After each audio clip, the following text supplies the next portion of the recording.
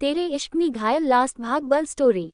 रिशान और हर्ष बैठे कुछ डिस्कस कर रहे थे कि रिशान का फोन रिंग करता है। उसे पिक करके वो कुछ बोलता उससे पहले ही उधर से आवाज आती है, अगर अपने प्यार को सही सलामत रखना चाहते हो तो मेरे बताए हुए लोकेशन पर आ जाओ। हर्ष, कौन था? रिशान, चल बताता हूँ, आगे। वो दोनों उस बताए हुए लोकेशन पे पहुंचते हैं। कोई भी नहीं था वहां, एक छोटा सा घर जो कि लकड़ी का बना हुआ था। आसपास घने घने पेड़ लगे थे लेकिन वो जंगल नहीं था। रिशान और हर्ष आगे जाकर घर का दरवाजा खोलते हैं और सामने जो देखते हैं, रिशान के पैर लड़खड़ा जाते हैं। करण बुरी तरह जख्मी पड़ा दर्द से कराह रहा था।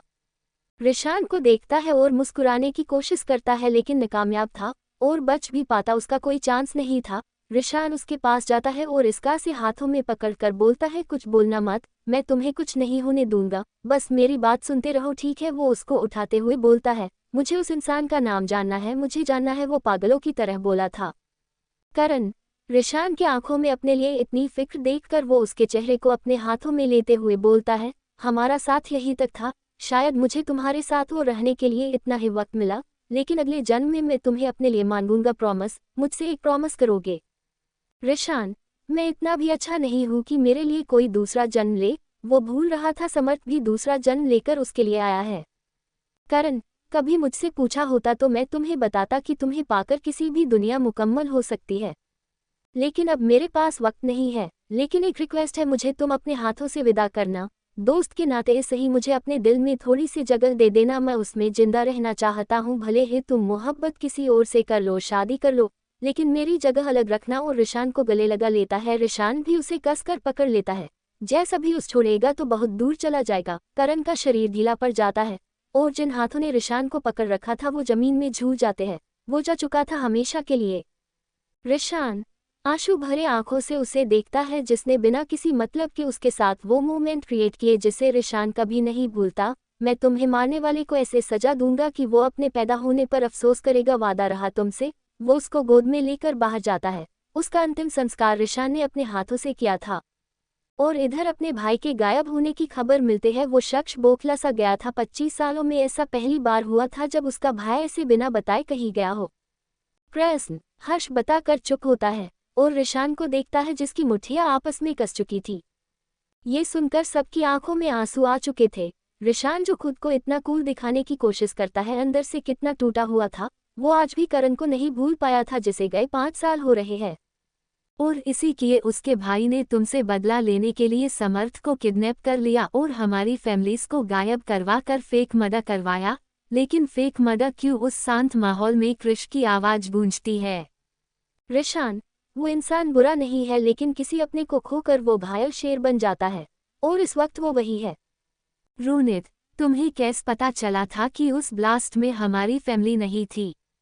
रिशान, मैं हॉस्पिटल के लिए आ ही रहा था जब मेरे दिमाग में एक बात अटकी, जो कि उस लड़के ने कही भी फ्रेडी। उसने खुद को शूट किया। अगर चाहता तो वो हम सबको भी मार सकता था।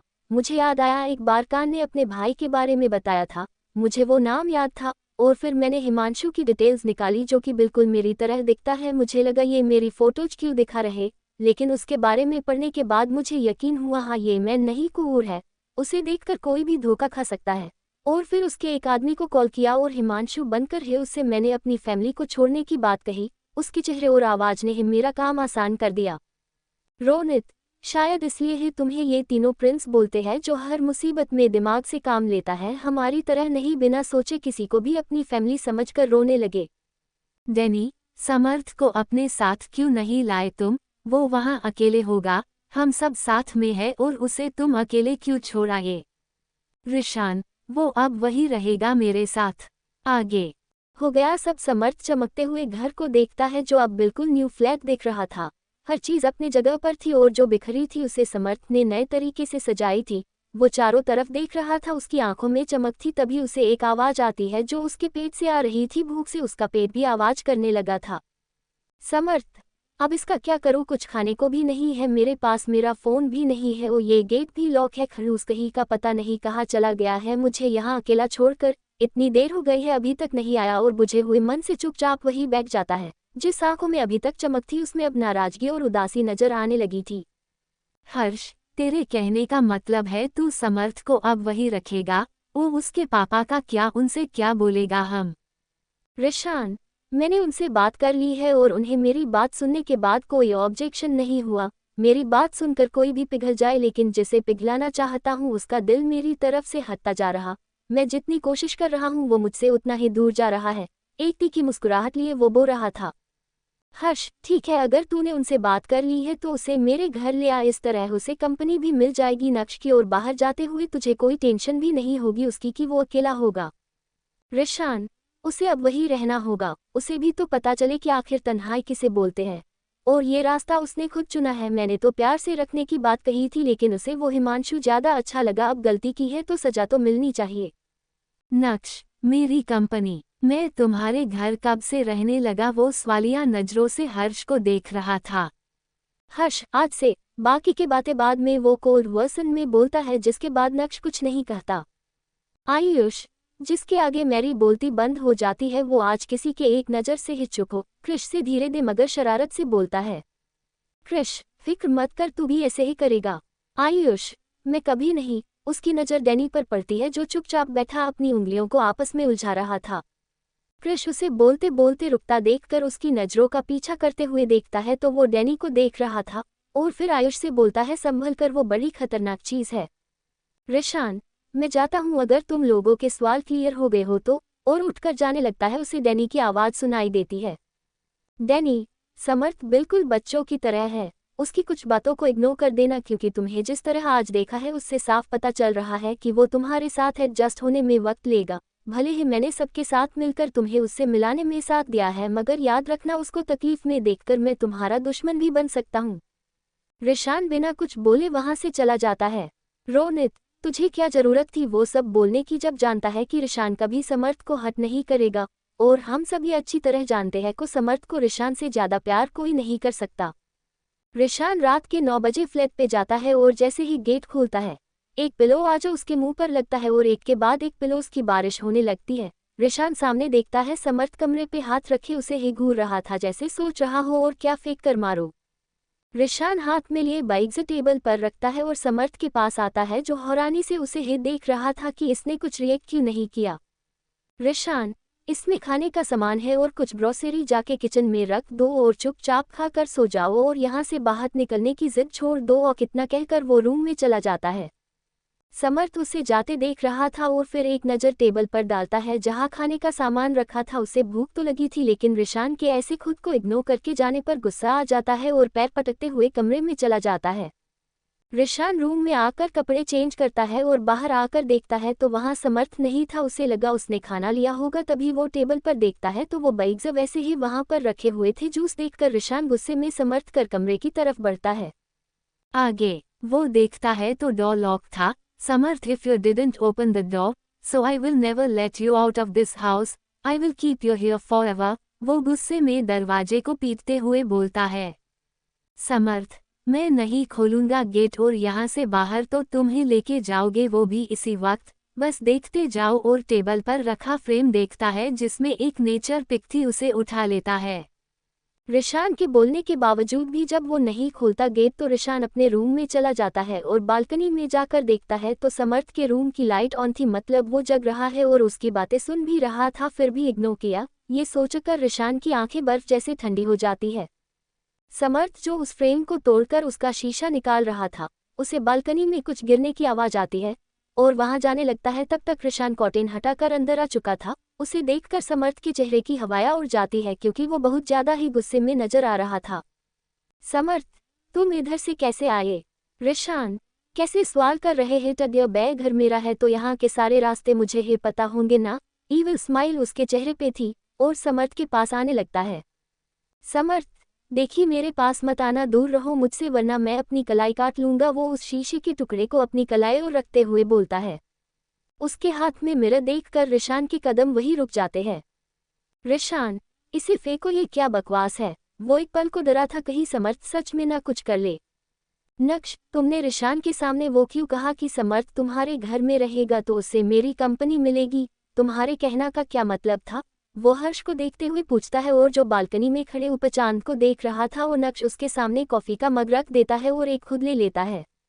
हर्ष, क्योंकि कुछ दिनों के लिए तुम मेरे साथ रहोगे, अंकल से बात कर लो और तुम्हें कुछ बताना है, वो उसको देखते हुए बोलता है। नक्श, हाँ बोलो, मैं सुन रहा हूँ।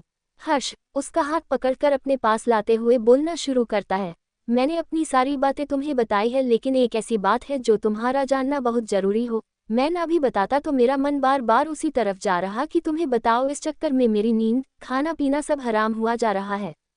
नक्श, काम डाउन और रिलैक्स होकर बताओ, बात क्या है जो तुम ऐसे बोल रहे हो। हर्ष, मुझे कैंसर है, वो भी लास्ट स्टेज। समर्थ, देखो अगर तुम मेरे पास आओगे तो मैं खुद को नुकसान पहुंचा लूंगा, इसलिए बेहतर होगा मुझे मेरे घर छोड़कर आओ अभी इसी वक्त। रिशान, अगर तुमने गलती से भी खुद को चोट पहुंचाई तो मैं तुम्हारा वो हश्र करूंगा कि मेरे नाम से तुम्हारी रूह कांपेगी, इसलिए मेरी बात सुनो और इसे फेंको। वो समर्थ के पास जाते हुए बोलता है। लेकिन उसके इस उठते कदम ने समर्थ को चोट पहुंचा दी। समर्थ ने वो टुकड़ा अपने कलाई में चला दी थी और 2 सेकंड के अंदर वहां पे खून की बूंदें टप टप करके बहने लगती है। समर्थ जिसने सोचा था वो सिर्फ रिशान को डराएगा, लेकिन अपने हाथ को देखकर वो डरी हुई नजरों से रिशान को देखता है जो उसके हाथ को देख रहा था, और समर्थ की आंखें बंद हो जाती है। उसे होश आता है तो वो खुद को हॉस्पिटल में देखता है और वो पूरा रूम खाली था। उठने की कोशिश करता है और ब्लैंकेट साइड करके बाहर जाने लगता है। तभी गेट खुलता है और वहां से सब अंदर आ रहे थे। रिशान दरवाजे के हैंडल को पकड़े हुए खड़ा समर्थ को देख रहा था। पहले उसने अपनी कलाई काट ली, अब हॉस्पिटल रूम में रेस्ट करने के बजाय उठकर बाहर जा रहा था। उसकी इस हरकत ने रिशान के गुस्से को 7वें आसमान पर चढ़ा दिया था। रोनित, तू कहाँ जा रहा है? चुपचाप लेटा नहीं जाता तुझसे? और ये क्या हरकत की है? तुझसे ये उम्मीद नहीं थी हमें समर्थ। समर्थ, मेरी गलती है। मैंने तो बस रिशान से बोला था कि मुझे मेरे घर ले जाए वरना खुद को नुकसान पहुंचा लूंगा। हालांकि मेरा इरादा ऐसा कुछ करने का नहीं था, लेकिन उसके गुस्से को देखकर मेरा हाथ फिसल गया और ये हो गया। आकाश, क्या हाथ फिसलने पर इतना गहरा कट लग गया क्या? समर्थ तुम भी? अच्छा ये सब छोड़ो, तुम रेस्ट करो, थोड़ी देर बाद हम तुम्हें घर ले जाएंगे। समर्थ जबरदस्ती मुस्कुराते हुए हाँ में सर हिलाता है, क्योंकि रिशान उस कमरे में नहीं था और समर्थ का दिल नहीं लग रहा था किसी के बातों में भी। हाँ भाई, तो पनप गया हमारे समर्थ के दिल प्यार का बीज। अब देखते हैं क्या होता है। क्या रिशान उसको माफ करेगा इस हरकत के लिए या जाने देगा उसे घर? इन सभी सवालों का जवाब जानने के लिए मिलते हैं आगे। समर्थ डिस्चार्ज हो चुका था और वो इस वक्त रिशान के साथ उसी फ्लैट में था, बल्कि उसके कमरे में, और वो एक ही जगह शांत सा बैठा था। तभी रिशान कमरे में आता है, उसके हाथ में सूप की बाउल था। रिशान, क्या बात है? बड़े शांति से बैठे हो, तुम्हें घर नहीं जाना? हम समर्थ, तुम कितने हार्टलेस हो। मेरे साथ ऐसा करते हुए तुम्हें तरस नहीं आता मुझ पर? वो रिशान को नम आंखों से देखते हुए बोलता है। रिशान, तरस क्या होता है मुझे नहीं पता, बाकी तुमने जो हरकत की है उसके बाद शुक्र करो तुम्हें मैंने कोई सजा नहीं दी। समर्थ, तो फिर का जो तुमने किया वो क्या था? क्या वो सजा नहीं थी? रिशान, बिल्कुल भी नहीं। उसे मेरी लैंग्वेज में प्यार कहते हैं जो मैं तुमसे करता हूँ, टेडी बियर। और उसके पास आकर बैठ जाता है। समर्थ उसे देखते हुए मुंह फेर लेता है। रिशान मुस्कुराते हुए बोलता है, देखो अगर तुमने ये नहीं पिया तो अभी सिर्फ बांध के रखा है, अगली बार तुम्हारे मुंह पर टेप लगा दूंगा मैं, बिलीव मी। समर्थ वहां पे इसलिए चुपचाप बैठा था क्योंकि रिशान ने उसे बेड से बांध दिया था कमर पर दोनों हाथों और पैरों में रस्सी बंधी थी, जिसकी वजह से वो वहां से कहीं न जा सकता था। रिशान के पास इससे अच्छा आइडिया नहीं था उसे रोकने का। रिशान, चलो अब सो जाओ, रात काफी हो गई है, मैं इसे रख कर आता हूँ। और उठकर बाहर चला जाता है। समर्थ उसे देखता रह जाता है, जो उसकी हर बात मान रहा था। आज उसे इस तरह से कैद करके रखा है जैसे कोई बंधक। कहीं ना कहीं उसे अपनी गलती नजर आ रही थी। काश वो रिशान के सामने हिमांशु से वो न बोला, काश वो खुद को चोट न पहुंचाकर उसकी बात मान लेता, तो आज मैं इस तरह ना होता। वो खुद को देखते हुए बोलता है। लेकिन अब क्या फायदा पछताकर समर्थ बाबू, जब चिड़िया चुग गई खेत। जो किया है भुग, तो इतना प्यार तो करता है रिशान तुमसे, लेकिन उसकी सिर्फ क्रूर साइड दिखी तुम्हें, अब वही देखो। नक्श, समर्थ को तुम अपने साथ क्यों नहीं लाए जबकि उसे तुम यहाँ मेरे साथ रखना चाहते थे? हर्ष, क्योंकि रिशान को उसकी ज्यादा जरूरत है, भले ही वो दिखाता नहीं है, लेकिन मैं जानता हूँ उसे। और तुम अपने घर जा सकते हो, 2 दिन से यही हो। अंकल परेशान होंगे, तुमने उन्हें बताया भी नहीं है शायद, इसलिए घर जाओ। वो मुस्कुराते हुए नक्श को देख रहा था। नक्श, एक मिनट खुद ही फैसला कर लेते हो और मुझसे पूछते तक नहीं, जैसे मेरे बारे में नहीं किसी और के बारे में तुम फैसले लेते हो, ये गलत बात है, एटलीस्ट मुझसे तो पूछ लिया करो। हर्ष, इसमें इतना पैनिक क्यों हो रहे तुम, अब पूछ लेता हूँ। मिस्टर नक्श, आप अपने घर जाना चाहेंगे? नक्श, सोच के बताऊंगा, पहले खुद ही रोका, अब कह रहे जाओ, हद होती है हर चीज की। बदबदता हुआ वहां से चला जाता है। हर्ष उसे देख रहा था जिसके साथ वो जिंदगी गुजारना चाहता था, पूरी लाइफ प्लान कर ली थी, लेकिन एक चीज ने सब बर्बाद कर दी। कहते हैं दो लोगों के बीच में अगर तीसरा आ जाए तो उनका अलग होना लाजमी है, लेकिन अगर दो लोगों के बीच में मौत खुद आ जाए तो क्या ये उन दोनों के साथ ज्यादती नहीं होगी?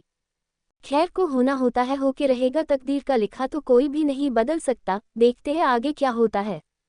सुबह समर्थ की आंख अलार्म बजने से खुलती है। वो अंगड़ाई लेने के लिए जैसे ही हाथ ऊपर उठाता है, उसके दोनों हाथों में जंजीरें थे और उसके हाथ उठाते ही वो आवाज कर जाती है, समर्थ, क्या मुसीबत है? मैं अंगड़ाई भी नहीं ले सकता चैन से, अब ऊपर से ये खड़ूस रिशान को देखते हुए कहता है, कितने आराम से सो रहा है, जैसे मुझे ऐसा रखकर बहुत सुकून में है। वाकई रिशान के चेहरे पे इस वक्त काफी मासूमियत और एक सुकून नजर आ रहा था। समर्थ उसे देख रहा था, बहुत ही ध्यान से देख रहा था। लगता नहीं इस शक कर पीछे कोई शैतान होगा, लेकिन मैंने देखा है उस शैतान को। वो पिछली रात याद करता है और डर से आंखें बंद कर लेता है। समर्थ, मुझे वॉशरूम जाना है, उस कान में चिल्लाते हुए बोलता है। उसकी आवाज से रिशान आंखें खोलकर घूरते हुए बोलता है, तो जाओ, मैंने तुम्हें पकड़ नहीं रखा। कैसे जाओ, इन बेड़ियों के साथ या इन रस्सियों के साथ? वो रिशान को देखते हुए कहता है। रिशान, ओ सॉरी, और उठकर अपनी पेंट की बेल्ट निकालने लगता है। उसे ऐसा करते देखकर समर्थ की आंखें हैरानी से बड़ी बड़ी हो जाती है।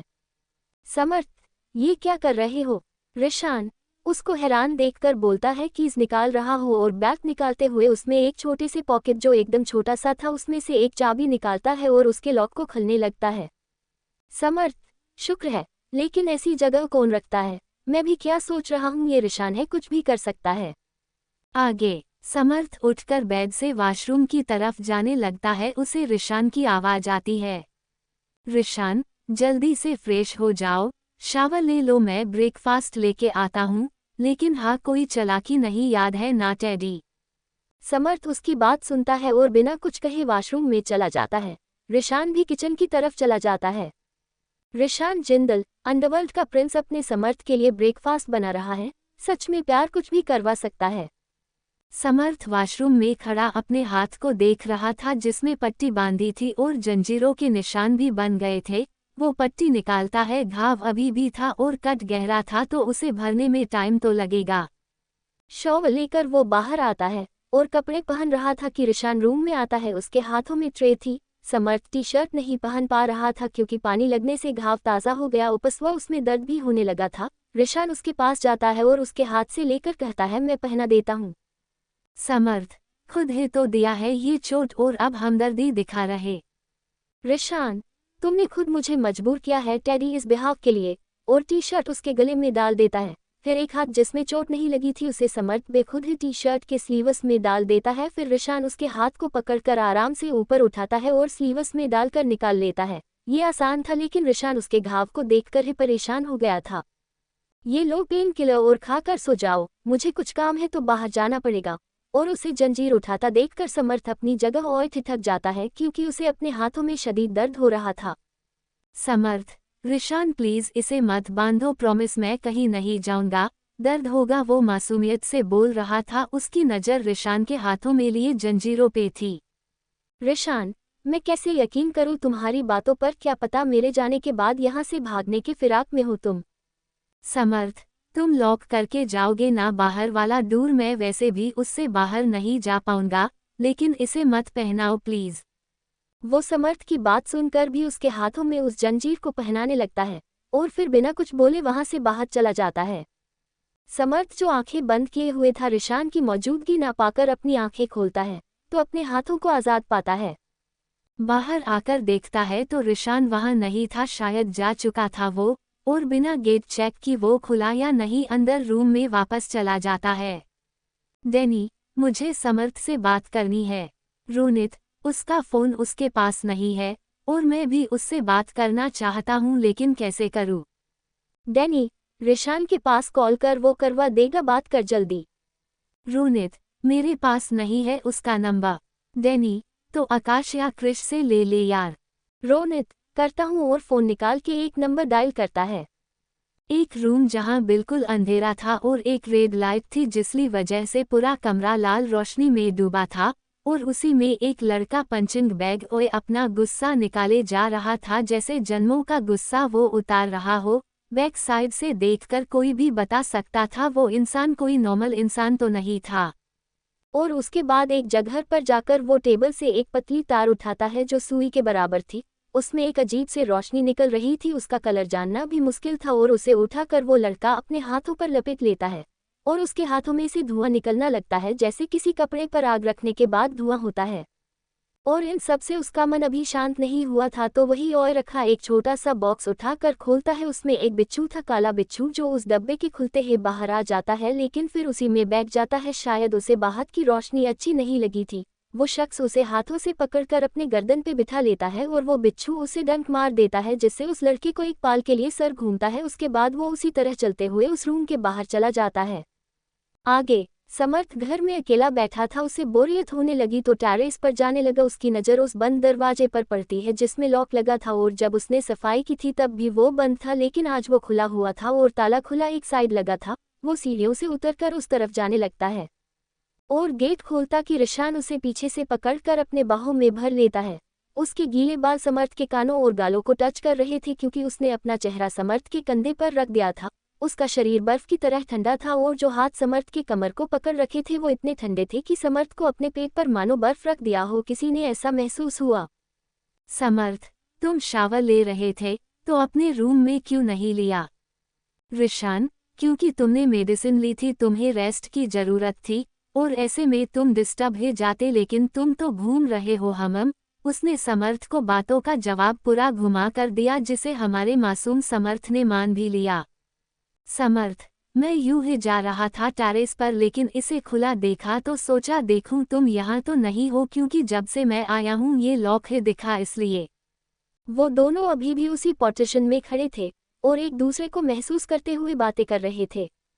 रिशान, इसे छोड़ो, तुम रूम में चलो, और उसे पीछे से ही गोद में उठा लेता है। समर्थ उसके चेहरे को देखता है, फिर आंखें शायद उसमें पानी जाने वो रेड हो गया था, जो भी था रिशान पे सूट कर रहा था। ऐसे देखोगे तो मेरा इरादा बदल जाएगा, फिर तुम्हें ही भुगतना पड़ेगा टेडी। समर्थ उसकी बात सुनकर अपना सर उसके सीने में छुपा लेता है और रिशान मुस्कुरा देता है। उसे रूम में लाकर बेड पे लिटाता है और उसके ऊपर झुकते हुए अपने हाथों से उसकी कमर को पकड़कर खुद से चिपकाते हुए बोलता है, रिशान, क्या कुछ टाइम के लिए मुझे सुकून दे सकते हो? प्रॉमिस मैं वाइल्ड नहीं होऊंगा।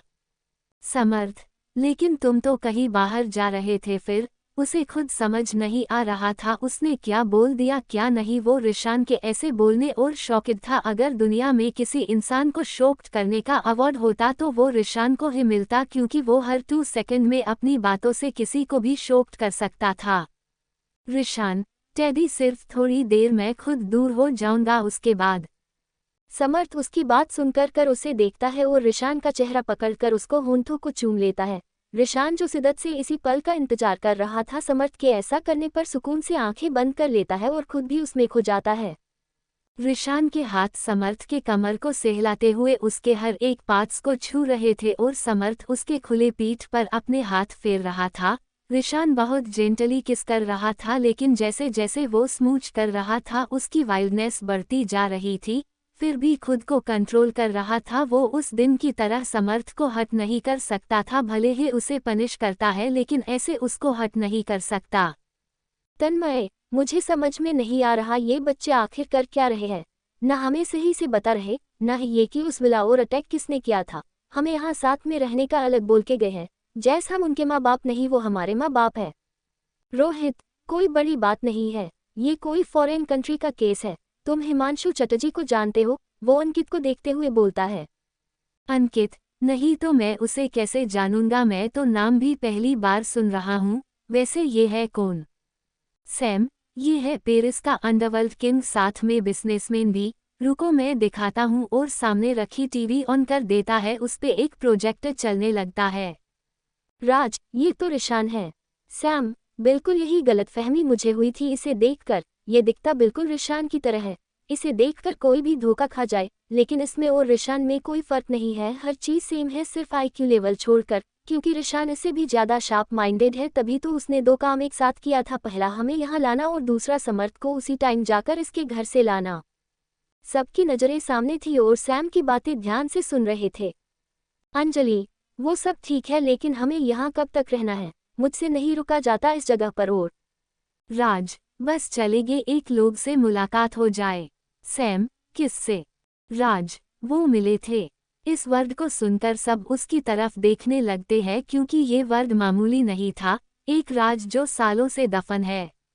आगे रिशान औंधे मुंह बिस्तर पे पड़ा था और समर्थ उसके बगल में, जिसे रिशान ने अपना एक हाथ उसकी कमर पे रखे सो रहा था, जैसे उसको छोड़ते ही समर्थ दूर हो जाएगा। इसी शांति के बीच एक शोर होता है जो कि मोबाइल का था। रिशान बिना आंखें खोले दूसरा हाथ उठाकर टेबल पर रखता है और बंद कर देता है, फिर दोबारा बजने पर वो चिढ़कर आंखें खोलता है और देखता है तो उस पे आकाश की कॉल शो हो रही थी। रिशान, हाँ बोल, क्या हुआ? आकाश, तेरे दोनों साले तेरी बीवी से मिलना चाहते हैं, मेहरबानी करके उनसे बात करा दे। रिशान, मेरे साले, दिमाग विमाग खराब है क्या तेरा? कोनन से साले, कौन सी बीवी? आकाश, वही बीवी जिसके साथ तू इतने सुकून से सो रहा है, अपनी बाहों में भरे हुए। रिशान, तो उन दोनों को बता नहीं सकता समर्थ? ठीक है, फिक्र की जरूरत नहीं। आकाश, मैंने बोला था, लेकिन डैनी को मिलना है समर्थ से। रिशान, एक तो ये डैनी का बच्चा, इसका समझ नहीं आता मुझे चाहता क्या है। रिशान को शान्य देखकर आकाश कहता है, क्या हुआ, चुप क्यों है, कुछ बोल भी। रिशान, तुम लोग कहाँ हो उस वक्त? आकाश, हर्ष के घर पर पजामा पार्टी कर रहे आएगा। रिशान, ठीक है, वही रहो, मैं आता हूँ कल। और फोन बंद कर देता है। आकाश, कल और मुझे आज रुकने को बोल रहा, कमीना कहीं का पता नहीं चाहता क्या है ये? किसकी कॉल थी? रिशान जो कॉल रखकर आराम से सोने जा रहा था, दोबारा समर्थ की बात सुनकर उसकी तरफ देखता है, जो रिशान को ही टुकुर टुकुर देखे जा रहा, यहाँ जैसे कोई बच्चा अपनी मम्मी से कैंडी मांगता है। रिशान, तुम्हारे देवर की कॉल की थी, तुमसे मिलना चाहता है। समर्थ, देवर की? सुबह सुबह चढ़ा लिया है क्या? रिशान, नहीं, मुझे कोई नशा अब अच्छा नहीं लगता, सिवाय तुम्हारे इन रसीले और चेरी लिप्स के, इसमें जो नशा वो कहीं नहीं है। समर्थ, मुझे घर जाना है, पापा और डैनी रोनित से मिलकर वापस आ जाऊंगा। रिशान, फ्रेश हो जाओ, मैं ब्रेकफास्ट लेकर आता हूँ, और उठकर वहां से चला जाता है। उसका मूड समर्थ ने खराब कर दिया था, जिसका एहसास उसे भी था, लेकिन क्या करता वो भी उठता है और कबर्ड से कपड़े निकालने लगता है। तभी एक बॉक्स उसके पैरों के पास गिरता है, वो उसे देखता है, काफी पुराना और छोटा सा था, उसे खुलता है, उसमें एक चाबी थी। समर्थ, ये किस चीज की चाबी है? और उसके दिमाग में लॉक रूम आता है, क्या ये उसी की है? अगर हाँ तो एक बात देखने में कुछ नहीं जाता। नहीं समर्थ, ये गलत होगा, क्या पता वो उसका प्राइवेट रूम हो, लेकिन अगर वो मुझसे प्यार करता है तो फिर प्राइवेट क्या पब्लिक क्या? और उसे लेकर रूम के बाहर चला आता है। देखता है रिशान किचन में कुछ बना रहा था और वो रूम किचन के ऑपोजिट डायरेक्शन में था, जिससे अगर समर्थ वहां जाता तो उसे देखना मुश्किल था। इसी बात का फायदा उठाकर वो चुपके से जाता है और लॉक खोलने लगता है। बढ़ते समय के साथ उसकी धड़कनें बढ़ती जा रही थी, ना जाने कौन सी बेचैनी थी जो कम होने का नाम ही नहीं ले रही थी। और वो ओपन हो जाता है, अंदर जाकर देखता है तो अंधेरा था बिल्कुल, दीवारों के सहारे स्विच बोर्ड ढूंढते हुए आखिरकार उसे मिल ही जाता है और उसे ऑन करता है। ऑन करते ही उसकी नज़र अपने बगल में रहे फ्रेम ओर जाती है, जिसमें समर्थ था, जो कि रिशान के साथ था और दोनों एक दूसरे को हक किए हुए थे। समर्थ, ये क्या है? मैं इससे ऐस कब मिला, वो भी पब्लिक प्लेस पे? और हर जगह देखता है सब में समर्थ था, लेकिन हैरानी की बात ये थी, इन तस्वीरों में समर्थ जो भी कर रहा था वो उसने कभी किया ही नहीं। एक डिलीवरी बॉय जो क्यूट तो था, लेकिन चेहरे और थोड़ी से थकान जिसको उसने मुस्कुराहट के पीछे छुपा रखा था। एक में वो और रिशान किसी माउंटेन पर थे और एक में समर्थ किसी लड़के का साथ था। वो कौन था पता नहीं, पर जो भी था समर्थ उससे नजरें नहीं हटा पा रहा था। उस पूरे रूम में सिर्फ समर्थ की पेंटिंग्स और फोटोज थे। ये सब देखकर समर्थ की सर घूमने लगता है, उसे समझ में नहीं आ रहा था ये हो क्या रहा है, इस रूम को ऐसे उसके फोटोज से भरा क्यों है और उससे ही छुपा के रख रहा था। उसका सर दर्द से फटने लगा था, कुछ धुंधली तस्वीरें उसकी आंखों के सामने नजर आ रही थी। यहाँ रिशान कमरे में आता है और वहाँ समर्थ को ना देखकर सोचता है वॉशरूम में होगा, लेकिन उसका भी गेट खुला हुआ था हल्के से, इसका मतलब वो वहाँ भी नहीं रहा। ये लड़का कहाँ गया अब, और बाहर आ जाता है। वो टेरेस पर जा रहा कि उस खुले हुए रूम को देखता है जिसको हमेशा वो बंद रखता है। रिशान तेजी से भागते हुए रूम में जाता है। आगे समर्थ जो किसी स्टैचू के तरह खड़ा था, ना वो कोई मूवमेंट कर रहा था, ना कोई रिएक्शन, ना कोई भी काम। रिशान उसके पास जाता है और रिशान को देखकर समर्थ कुछ बोलते उससे पहले ही रिशान उसका हाथ पकड़कर वहां से ले जाने लगता है। समर्थ, रुको, पहले ये बताओ ये सब क्या है, और मेरी फोटोज में तो ऐसे नहीं था जैसे इसमें नजर आ रहा हूँ। वो रिशान का उसको बाहर ले जाने से होश में आता है और उससे बोलने लगता है। रिशान जो अब उसे अब लॉन में लेकर आ चुका था और कहता है जब तुमने वो सब काम कभी किए ही नहीं, ना ही वो तुम हो, तो क्यों अपना दिमाग खराब कर रहे हो। समर्थ, लेकिन वो कौन है जो मेरी तरह दिखता है? तुम मुझे कुछ तो बताओ प्लीज, मेरा सर दर्द से फट रहा है। रिशान, अगर मैं तुम्हें बताऊंगा तो यकीन कर लोगे या फिर ये सब बकवास है बोलकर चले जाओगे? बोलो, है तुम्हारे पास जवाब? वो समर्थ कंधी को पकड़कर बोलता है। समर्थ, लेकिन जब तक मुझे बताओगे नहीं मुझे पता कैसे चलेगा? कुछ ऐसी कौन सी बात है जिस पे मुझे यकीन नहीं आएगा? और वो उसमें मेरे साथ जो लड़का था वो कौन था? रिशान, रेडी हो जाओ, हम घर जा रहे हैं, और रूम में चला जाता है।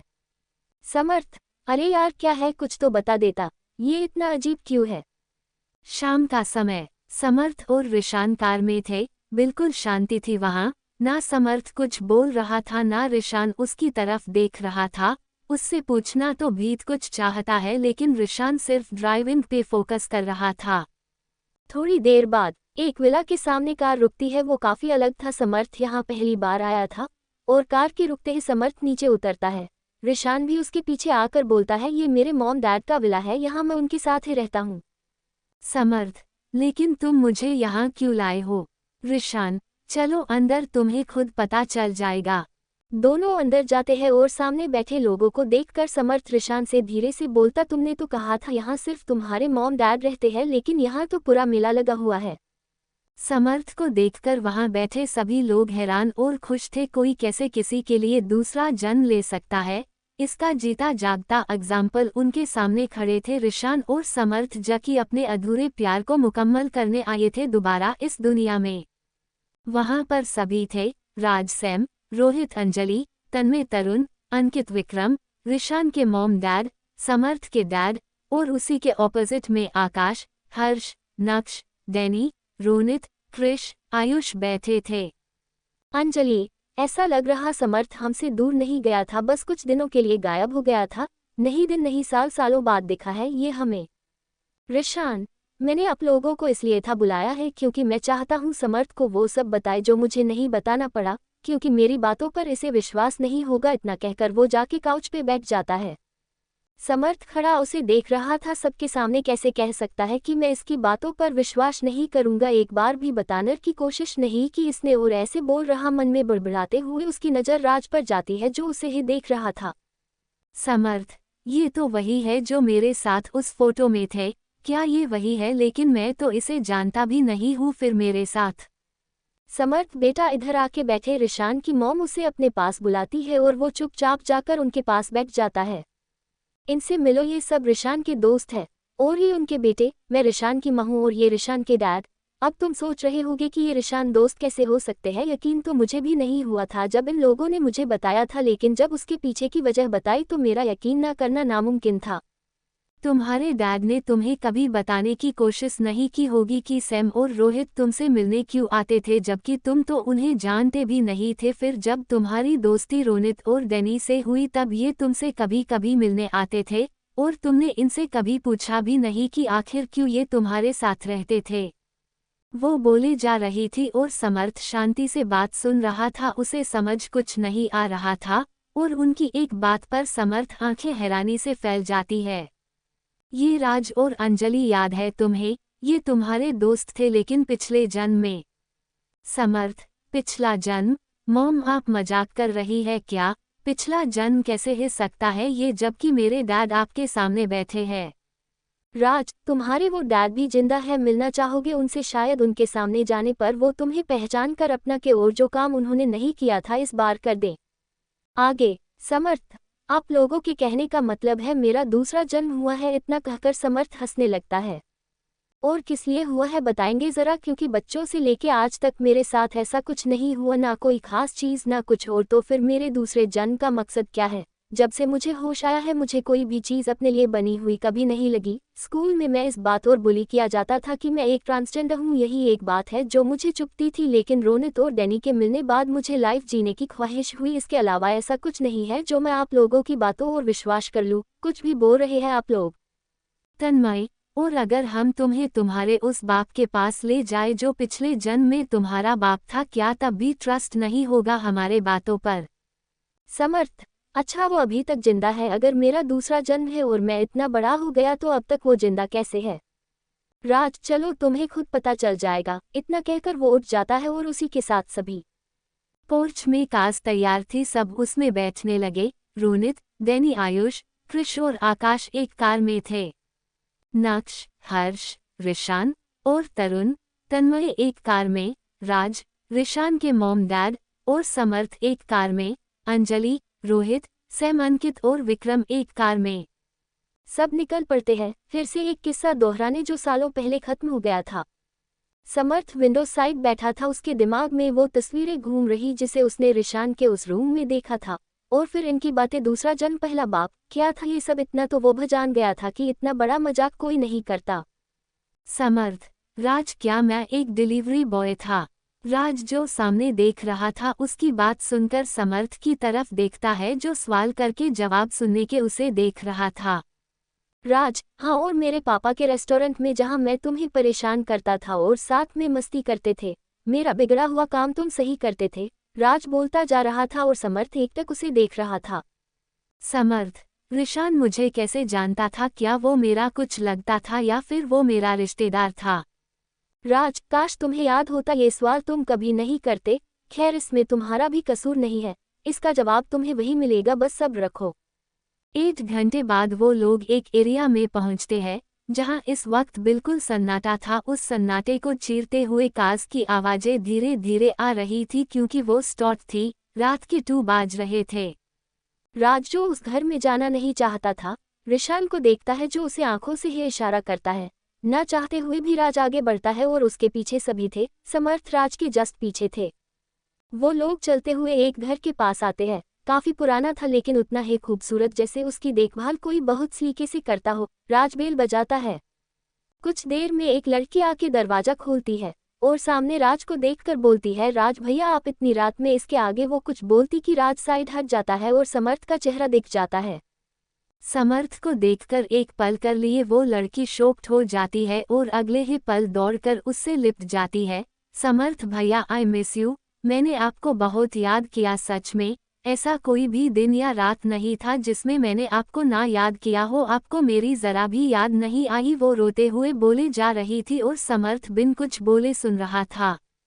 राज, छुटकी, उसे कुछ याद नहीं है, ना तुम ना हम ना ये सब, इनमें से कोई भी नहीं। अंदर चले। सब अंदर आ जाते हैं। वो दरवाजा बंद कर देती है। तभी एक आवाज आती है जो किसी बूढ़ी औरत की थी। छुटकी, कौन आया है इतनी रात में और तू बाहर क्या कर रही है? अरे राज बेटा तुम, वो उसके देखकर बोलती है।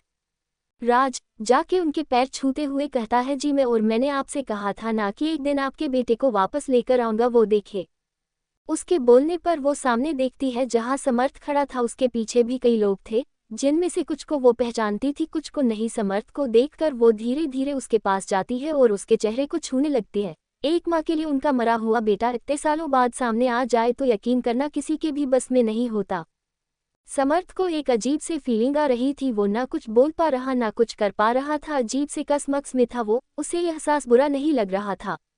आओ मेरा बच्चा बैठ जा, देख तेरे घर में कितनी वीरानी है। तेरे रहते यहाँ कभी ऐसी खामोशी नहीं थी लेकिन 27 सालों में इसकी आदत हो गई है, वो उसे बिठाते हुए बोलती है। समर्थ, जिसके दिमाग में कुछ बातें गूंजने लगती है जैसे कोई उससे लड़ाई कर रहा हो और वो उसे पागल बोलते हुए भाग रहा है।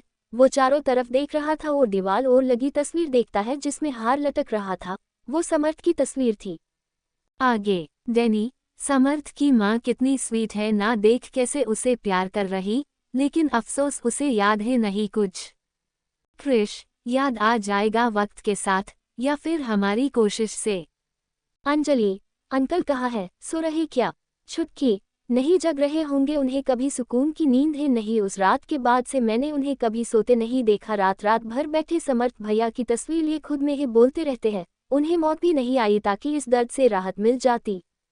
समर्थ, कहाँ है वो? मुझे मिलना है। रिशान, तुम उनके पास जा तो रहे हो लेकिन भूलना मत वो तुम्हारे प्यार के दुश्मन थे। समर्थ बिना कुछ कहे वहां से उठ जाता है और छुटकी उसे कमरे के पास लेकर जाती है और खुद वहां से चली जाती है। उसके पीछे राज और समर्थ की माँ भी जाने लगते हैं लेकिन रिशान उन्हें रोक लेता है। कमरे में अंधेरा था। वो लाइट ऑन करता है और समर्थ सामने बैठे शख्स को देखता है जो रैकिंग चेयर पर बैठे बैठे ही आंख बंद करे हल्के हल्के हिल रहे थे। उनके हाथों में एक फ्रेम था जिसे अपने सीने से लगाए दोनों हाथों से पकड़ रखा रहा जैसे कोई कीमती खजाना।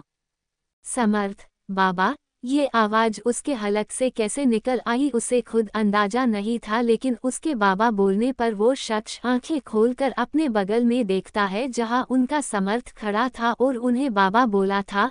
एक तेज लहर उनके दिमाग में आई और उठकर खड़े हो गए।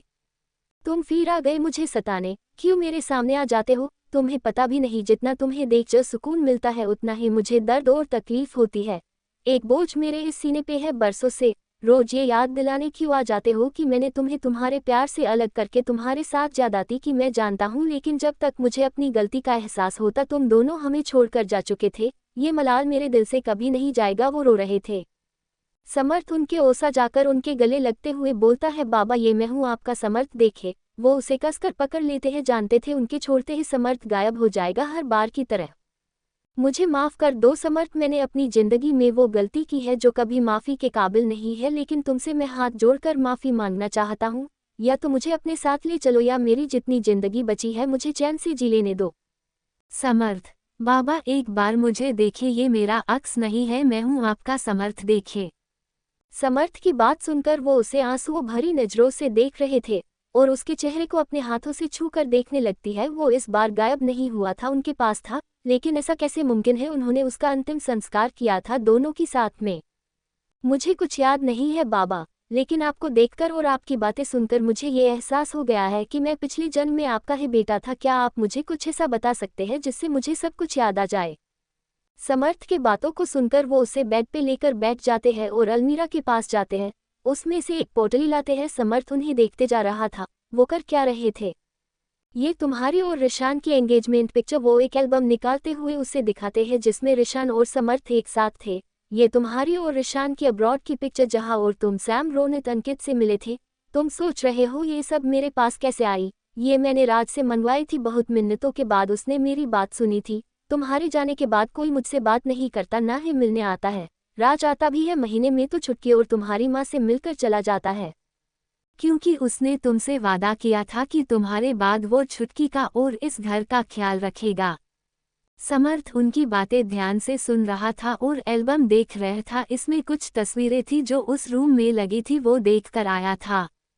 इसमें तुम इसलिए नाराज दिख रहे हो क्योंकि एंगेजमेंट वाली दिन है तुम्हारे और रिशान में गलतफहमी हो गई थी और तुम उससे दूर हो गए थे। ये सब बातें मुझे सैम और रोहित ने बताई थी। 27 सालों में कभी तुमने मुझे अकेला नहीं रखा, हर रोज आते थे और मेरे जख्मों कर हरा करके चले जाते थे। एक दिन मुझे रिशान दिखा था, किसी काम से मक गया था शहर, लेकिन उसके सामने जाने की हिम्मत नहीं हुई। उसे देखकर लगा कि मेरी गलती सुधारने का मौका मुझे दिया जा रहा है। आगे वो बोलते जा रहे थे और वो चुपचाप सर झुकाए सुन रहा। उसकी आंखें आंसुओं से भर गई थी और एक एक करके सारे पाल उसके आंखों के सामने घूमने लगे।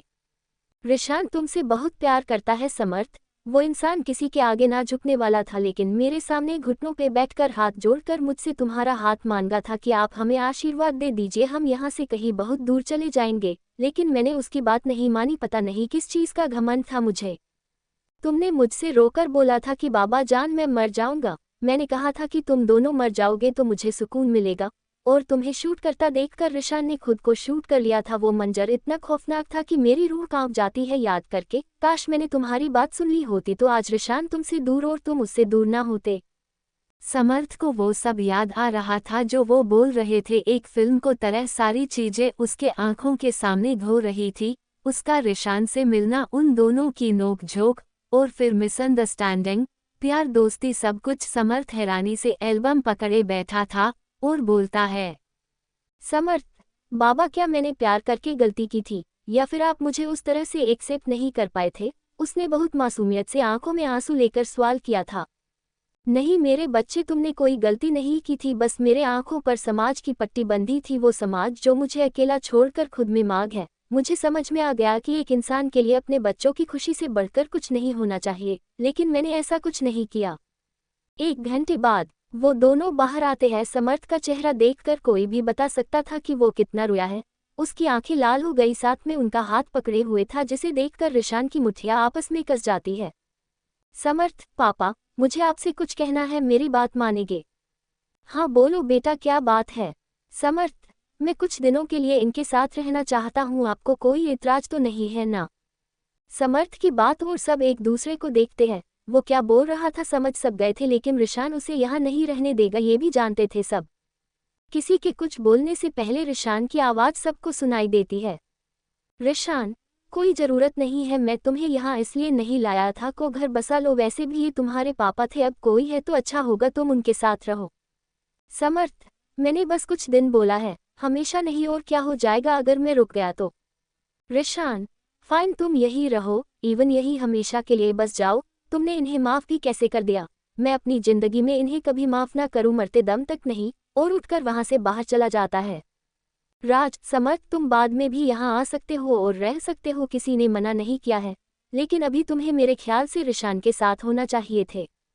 राज बिल्कुल ठीक कह रहा है समर्थ, और उसका मुझे माफ़ ना करना जायज़ है, बस मेरे लिए उससे लड़ाई मत करो, जाओ उसके पास। सैम, हम इनका ख्याल रखते हैं समर्थ, तुम फिक्र मत करो, और बाद में यहाँ आ सकते हो। जिसने तुम्हारे लिए इतना स्ट्रगल किया है, तुम्हें ढूंढना, तुम्हारे लिए वो सारे एफर्ट्स जो शायद ही किसी के लिए करे, उसने किया। उसे सब कुछ याद आने के बाद ऐसा कोई दिन नहीं था कि उसने तुम्हें ढूंढा ना हो। मुझे आज भी याद है जब उसे तुम्हारे पता चलने की बात सुनी थी। पास्ट, रिशान बैठा लैपटॉप पर कुछ कर रहा था, तभी उसे कॉल आती है। वो कॉल सैम की थी जिसने उसे घर पे बुलाया था। रिशान वहां पहुंचता है और सैम राज को देखता है, जाकर वहां बैठ जाता है। रिशान, बोलो यहाँ क्यों बुलाया है? सैम, तुम जिसको ढूंढ रहे थे उसे वहां देखा गया है जहां तुम जाना नहीं चाहते। रिशान, मैं उसके लिए कहीं भी चला जाऊंगा, बस मुझे लोकेशन दो, बाकी बातें मैं बाद में देखूंगा। उससे सब्र नहीं हो रहा था। राज, रिशान तुम पागल हो, तुमने कहा था तुम वहां नहीं जाओगे क्योंकि तुम कभी जाना ही नहीं चाहते थे, और अगर इतनी ही तुम्हें जल्दी है तो उसे हम किसी और तरीके से तुमसे मिलवा सकते हैं। रिशान, मुझे लोकेशन चाहिए और मुझे कुछ नहीं सुनना, अगर मुझे नहीं मिला तो मैं इस दुनिया को तबाह कर दूंगा। इतना बोलकर वो गुस्से में वहां से चला जाता है। प्रेजेंट, समर्थ उसकी बात सुनकर बोलता है, तो इसमें डैनी और रोनित भी शामिल थे जो मुझे शादी में जबरदस्ती लेके गए, जबकि नक्श को मैं जानता भी नहीं था। डैनी, हाँ, क्योंकि हम तुझे बताना नहीं चाहते थे, तुझे कुछ याद तो था नहीं, और से सवाल कर करके मेरा दिमाग खा जाता। डैनी की बात पर सब हंसने लगते हैं। समर्थ, अब मैं रिशान के पास कैसे जाऊं, वो तो चला गया। हर्ष, हम हैं ना, हम कब काम आएंगे, चलो आगे। वो लोग वहां से निकल जाते हैं। समर्थ को रोकने की कोशिश की थी उसकी माँ ने, लेकिन वो ये कहकर आ गया कि रोज आपसे मिलने आऊंगा, भले ही इस जन्म में मैंने आपकी कोख से जन्म नहीं लिया, लेकिन अभी भी आप मेरी माँ ही है। इधर रिशान जो गुस्से में वहां से चला तो आया था, लेकिन अब उसे समर्थ की चिंता हो रही थी, कहीं वो वही ना रुक जाए या फिर उनके साथ हमेशा वही रहे। ये सारे सवाल उसके मन में आ रहे थे और वो गुस्से में कार की स्पीड बढ़ाए जा रहा था। सुबह होने वाली थी और ठंड में कोहरा भी था, और दिसंबर के महीने में सुबह के टाइम कोहरा का होना लाजमी है, जिसमें इंसान एहतियात से चलता है। वहीं हमारे रिशान कार को इतनी स्पीड में भगा रहे थे जैसे कोई हेलीकॉप्टर हो। समर्थ जो परेशान सा बैठा बस रिशान के पास जल्दी सद पहुंचने की दुआ कर रहा था। उसे क्या पता था कि जाते ही उसके सर और धमाका होगा। रिशान घर पहुंचकर कमरे में जाने बजाय जिम रूम में चला जाता है। उसे गुस्सा कहीं ना कहीं तो कंट्रोल करना था, उसे इससे बेटर ऑप्शन उसके पास अभी नहीं दिखता था। वो लोग भी वहां पहुंचते हैं। वो हर्ष का विला था, जानते कि रिशान यही आता है, और बाकी लोग घर जा चुके हैं। उनका कहना था अब बच्चे आगे खुद संभाल लेंगे, उन्हें जो बताना था उन्होंने बता दिया, अब आगे वो खुद देखे। डैनी, समर्थ, रोनित, क्रिश, आकाश, हर्ष, आयुष, नक्श सब वहां पहुंच चुके थे। समर्थ कहता है, तुम अपने घर क्यों लेके आ गए, रिशान यहाँ क्यों आएगा? हर्ष, क्योंकि वो ऐसे मूड में यही आता है। वो क्या हम तीनों में से भी जो भी ऐसा होता है यही आता है, क्योंकि ये घर मेरे अकेले का नहीं है, इसे हम चारों ने मिलकर बनवाया था। हमारा जब भी मन खराब हो या मूड खराब हो या गुस्से में हो या खुश हो यही आते हैं, और जब हम चारों खुश होते हैं तो यही सेलिब्रेट करते हैं। समर्थ जल्दी से अंदर जाता है। उसको भागता देखकर कृष कहता है, ओए तुम्हें पता भी है इस वक्त वो कहाँ होगा और किस रूम में? ये सुनकर समर्थ के पैर रुक जाते हैं और शर्मिंदगी से पीछे मुड़ के देखता है तो वो लोग मुस्कुरा रहे थे। समर्थ, क्या है? ठीक है मुझे नहीं पता, लेकिन ऐसे कौन हंसता है? हर्ष, कोई नहीं हंस, वो वहाँ है उस जिम वाले रूम में, जाओ मिल लो, जाओ जाओ। समर्थ उसकी बात सुनकर वहां से रूम की तरफ जाता है। उसे समझ नहीं आ रहा था वो क्या कहेगा उससे, क्योंकि जो कुछ उसे याद आया है या फिर जो कुछ अभी तक हुआ है उन दोनों के बीच उसे याद करके ही उसके गाल टमाटर की तरह रेड हो गए थे। रिशान जो अपने गुस्से को कंट्रोल करने के लिए लगातार पंचिंग बैग पर मारे जा रहा था, पसीने से तरबतर था। उसने ऊपर कुछ नहीं पहन रखा था, नीचे ट्राउजर डाला था। गेट खुलने की आवाज सुनकर अचानक रुकता है। सामने समर्थ को देखकर उसका गुस्सा गायब हो जाता है, लेकिन उसके वहां रुकने की बात सोचकर एक बात फिर से गुस्से से भर जाता है। रिशान, यहाँ क्यों आए हो? अपने बाबा के साथ नहीं रहना तुम्हें? वो लंबी लंबी सांसें लेते हुए बोलता है और दोबारा से पंचिंग बैग पर मारने लगता है। वो नहीं चाहता था कि अपना गुस्सा वो समर्थ पर निकाले। समर्थ उसके पास जाकर खड़ा हो जाता है। उसके बावजूद भी रिशान रुकता नहीं है। समर्थ उसके गले लग जाता है, जिससे रिशान के हाथ हवा में ही रह जाते हैं। प्लीज शांत हो जाओ रिशान। ये पहली बार था जब समर्थ ने उसका नाम लिया था। इतनी मुलाकातें हुई, बातें हुई, लेकिन उसने कभी उसका नाम नहीं लिया था, और आज नाम लेकर उसने रिशान के गुस्से को कहीं हवा में उड़ते हुए देखा था। समर्थ, मुझे पता है तुम्हें बहुत स्ट्रगल किया है मुझे ढूंढने के लिए, मुझे अपने साथ रखने के लिए, हर चीज के लिए, लेकिन मैं तुमसे दूर ही जाता था। आई स्वेयर मैंने कभी तुमसे दूर जाने का नहीं सोचा, लेकिन तुम्हारा बिहेवियर मुझे डरावना लगता था। और फिर हिमांशु मुझे मिला था जो बिल्कुल तुम्हारी तरह दिखता था। उसकी केयर ने मुझे अपने तरफ अट्रैक्ट किया था, और उस दिन मैंने जो भी बोला उसके लिए आई एम सॉरी, लेकिन अब कभी तुम्हें अकेला छोड़कर नहीं जाऊंगा, प्रॉमिस। रिशान, उसके कन्फेस में हिमांशु का जिक्र सुनकर नसें तन जाती है और मुड़कर उसे दूर करते हुए बोलता है, टैडी अगर दोबारा तुमने अपने इन होंठों और उसका नाम लिया तो फिर ये बोलने लायक नहीं रहेंगे, समझ गए ना? समर्थ कुछ कहता तभी उसकी नज़र रिशान के खुले हाथों पर जाती है, जो शोल्डर से लेकर रिस्ट तक किसी चीज़ के निशान थे, जो बहुत पुराने तो नहीं थी लेकिन ऐसा लग रहा था नहैन, और उस पर कोई ट्रीटमेंट ना होने से वो अब ज़्यादा हो रही थी। ये क्या है? कैसे लगी? और कुछ लगाया क्यों नहीं इस पे? और डॉक्टर के पास क्यों नहीं गए? कितनी ज़्यादा लगी है? किससे लगी है? ये अब समर्थ की आवाज़ रुंध गई थी। रिशान, कुछ नहीं हुआ है, ये बस वायर से लगी है और कुछ नहीं, कुछ दिनों में ठीक हो जाएगी, तुम चलो मेरे साथ। और उसका हाथ पकड़कर बाहर चला जाता है।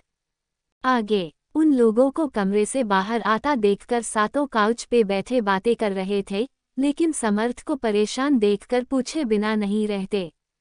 रोनित, ओए क्या हुआ? तू परेशान क्यों है? अब तो तुझे तेरे रिशान के पास ले आए फिर भी। समर्थ, बकवास मत कर रोनित, और डॉक्टर को कॉल कर दे बिना सवाल किए। रोनित, ठीक है करता हूँ। वो भी जानता था समर्थ इस टाइम सीरियस है और कॉल करने लगता है। हर्ष, सब ठीक तो है ना? डॉक्टर क्यों बुलाया जा रहा? रिशान, कुछ भी नहीं यार, हल्की सी चोट है और ये ऐसे परेशान हो रहा जैसे मेरा हाथ हिला रहा हो अब। समर्थ, तुम चुपचाप बैठो, और ये चोट तुम लोगों छोटी लग रही, देखो जरा। इतना कहकर वो रिशान का हाथ पकड़कर उसकी स्लीव्स ऊपर कर देता है। उसला हाथ देखकर सब हैरानी से देखते हैं। चोट वाकई ज्यादा थी, इसे ऐसे इग्नोर नहीं करना चाहिए। वही आकाश, हर्ष और कृष को ज्यादा हैरानी नहीं हुई थी, क्योंकि ये उनके लिए आम बात थी। कृष, किस बात का बदला निकाला था इस बेचारे हाथ पर? रिशान, किसी बात का नहीं, तू दिमाग चलाना बंद कर, मैं थोड़ी देर में आता हूँ। इतना बोलकर वो जाने लगता है। समर्थ, चुपचाप यही बैठो, और जब तक इसकी ट्रीटमेंट ना हो जाए यहाँ से हिलना नहीं है, समझ आई बात? समर्थ को ऐसे रिशान पहली बार देख रहा था। हर्ष हैरान था कि समर्थ को भी गुस्सा आ सकता है, वो भी इतना ज्यादा। रिशान बेटा तुम तो गए, वो मन में बोलते हुए मुस्कुराने लगता है। कुछ देर में डॉक्टर आ जाते हैं। यस मिस्टर रोनित, आपने मुझे कैसे याद किया? वो उन्हीं की उम्र का लड़का था, खासा हैंडसम और हंसमुख टाइप का, और उसकी उम्र भी 29 या 30 के आसपास लग रही थी। रोनित, अरे डॉक्टर रुद्र, बस ये इनको देख लीजिए, मेरा दोस्त काफी परेशान है इस चक्कर में। डॉक्टर रुद्र, चोट इन्हें लगी है, परेशान आपके दोस्त है। कुछ समझ नहीं आया माजरा, वो मजाकिया लहजे में बोलते हैं और रिशान के पास आते हैं और समर्थ को देखते हुए कहते हैं अब आप अगर हते तो मैं इनका इलाज शुरू करूं। समर्थ, जी जी आप बैठिए, और जल्दी से वहां से उठ जाता है। डॉक्टर रुद्र, काफी गहरी चोट है, इन सब चीजों में लापरवाही अच्छी बात नहीं होती, और खासकर तब जब ये चोट किसी इलेक्ट्रॉनिक चीज से लगी हो। वो बोलते हुए उस पे ट्यूब लगा रहे थे और उसके बाद पट्टी करने लगते हैं। ठीक हो जाएगा, कुछ दिन में, टेंशन लेने की जरूरत, बस थोड़ा एहतियात की जरूरत है। समर्थ, थैंक यू सो मच आपका। डॉक्टर रुद्र, ये तो मेरा काम है, इसमें थैंक यू की कोई जरूरत नहीं है। वेल मैं चलता हूँ, मिलते हैं फिर, क्योंकि अब तो मुलाकात होती रहेगी। क्यों आयुष, वो उसकी तरफ देखकर बोलता है। रोनित, आप दोनों जानते हैं एक दूसरे को। सबका ध्यान आयुष पर जाता है जो डॉक्टर के आने से चुपचाप एक कोने में बैठा था। हालांकि ये इम्पॉसिबल है। डैनी एक नज़र उसको देखता है और फिर रुद्र को जो आयुष को देख रहा था, और वो उसकी तरफ देख भी नहीं रहा था। आयुष, मैं इन्हें नहीं जानता, वैसे भी डॉक्टर्स को कौन है जानेगा। डॉक्टर रुद्र, रियली तुम मुझे नहीं जानते। वैसे जिस दिन तुम मेरे पास आए थे इलाज के लिए और मेरी केबिन में। आयुष, मुझे नहीं जानना और मुझे कोई दिलचस्पी भी नहीं है, आपकी लाइफ आपकी मर्जी, आप जो भी करे। इतना बोलकर वहां से उठ जाता है।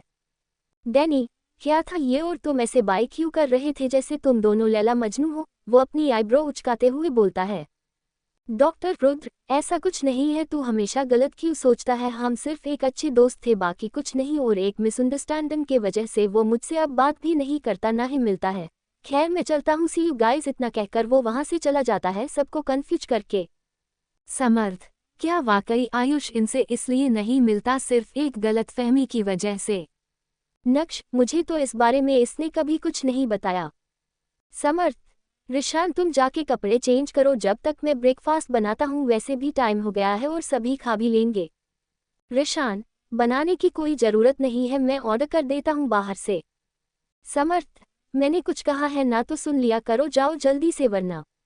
रिशान, जा रहा हूँ, और हाँ इसकी सजा तुम्हें बाद में मिलेगी, उसके कान में धीरे से बोलकर काउच से उठकर मुस्कुराते हुए चला जाता है ऊपर। आयुष, काफी अच्छा काम किया तुमने, वेल डन, क्या एक्टिंग करते हो। डॉक्टर रुद्र, साले तुझे मैं मिला था ये सब करने के लिए, एक बात बता, इरादा क्या है तेरा। हाँ आयुष, कुछ नहीं, बस किसी को अपना बनाना है, तरीका जो भी हो मुझे मंजूर है, और थोड़ी देर पहले हुई बात को याद करने लगता है। आयुष चुपचाप बैठा था और रोनित जब डॉक्टर को कॉल करता है, उस डॉक्टर का नाम सुनकर आयुष थोड़ा सा हैरान था, लेकिन फिर तुरंत अपना फोन निकालता है। आयुष, तू जहां आ रहा है वहां पर मैं भी हूं, मेरा एक काम करेगा, टाइप करके वो मैसेज सेंड कर देता है।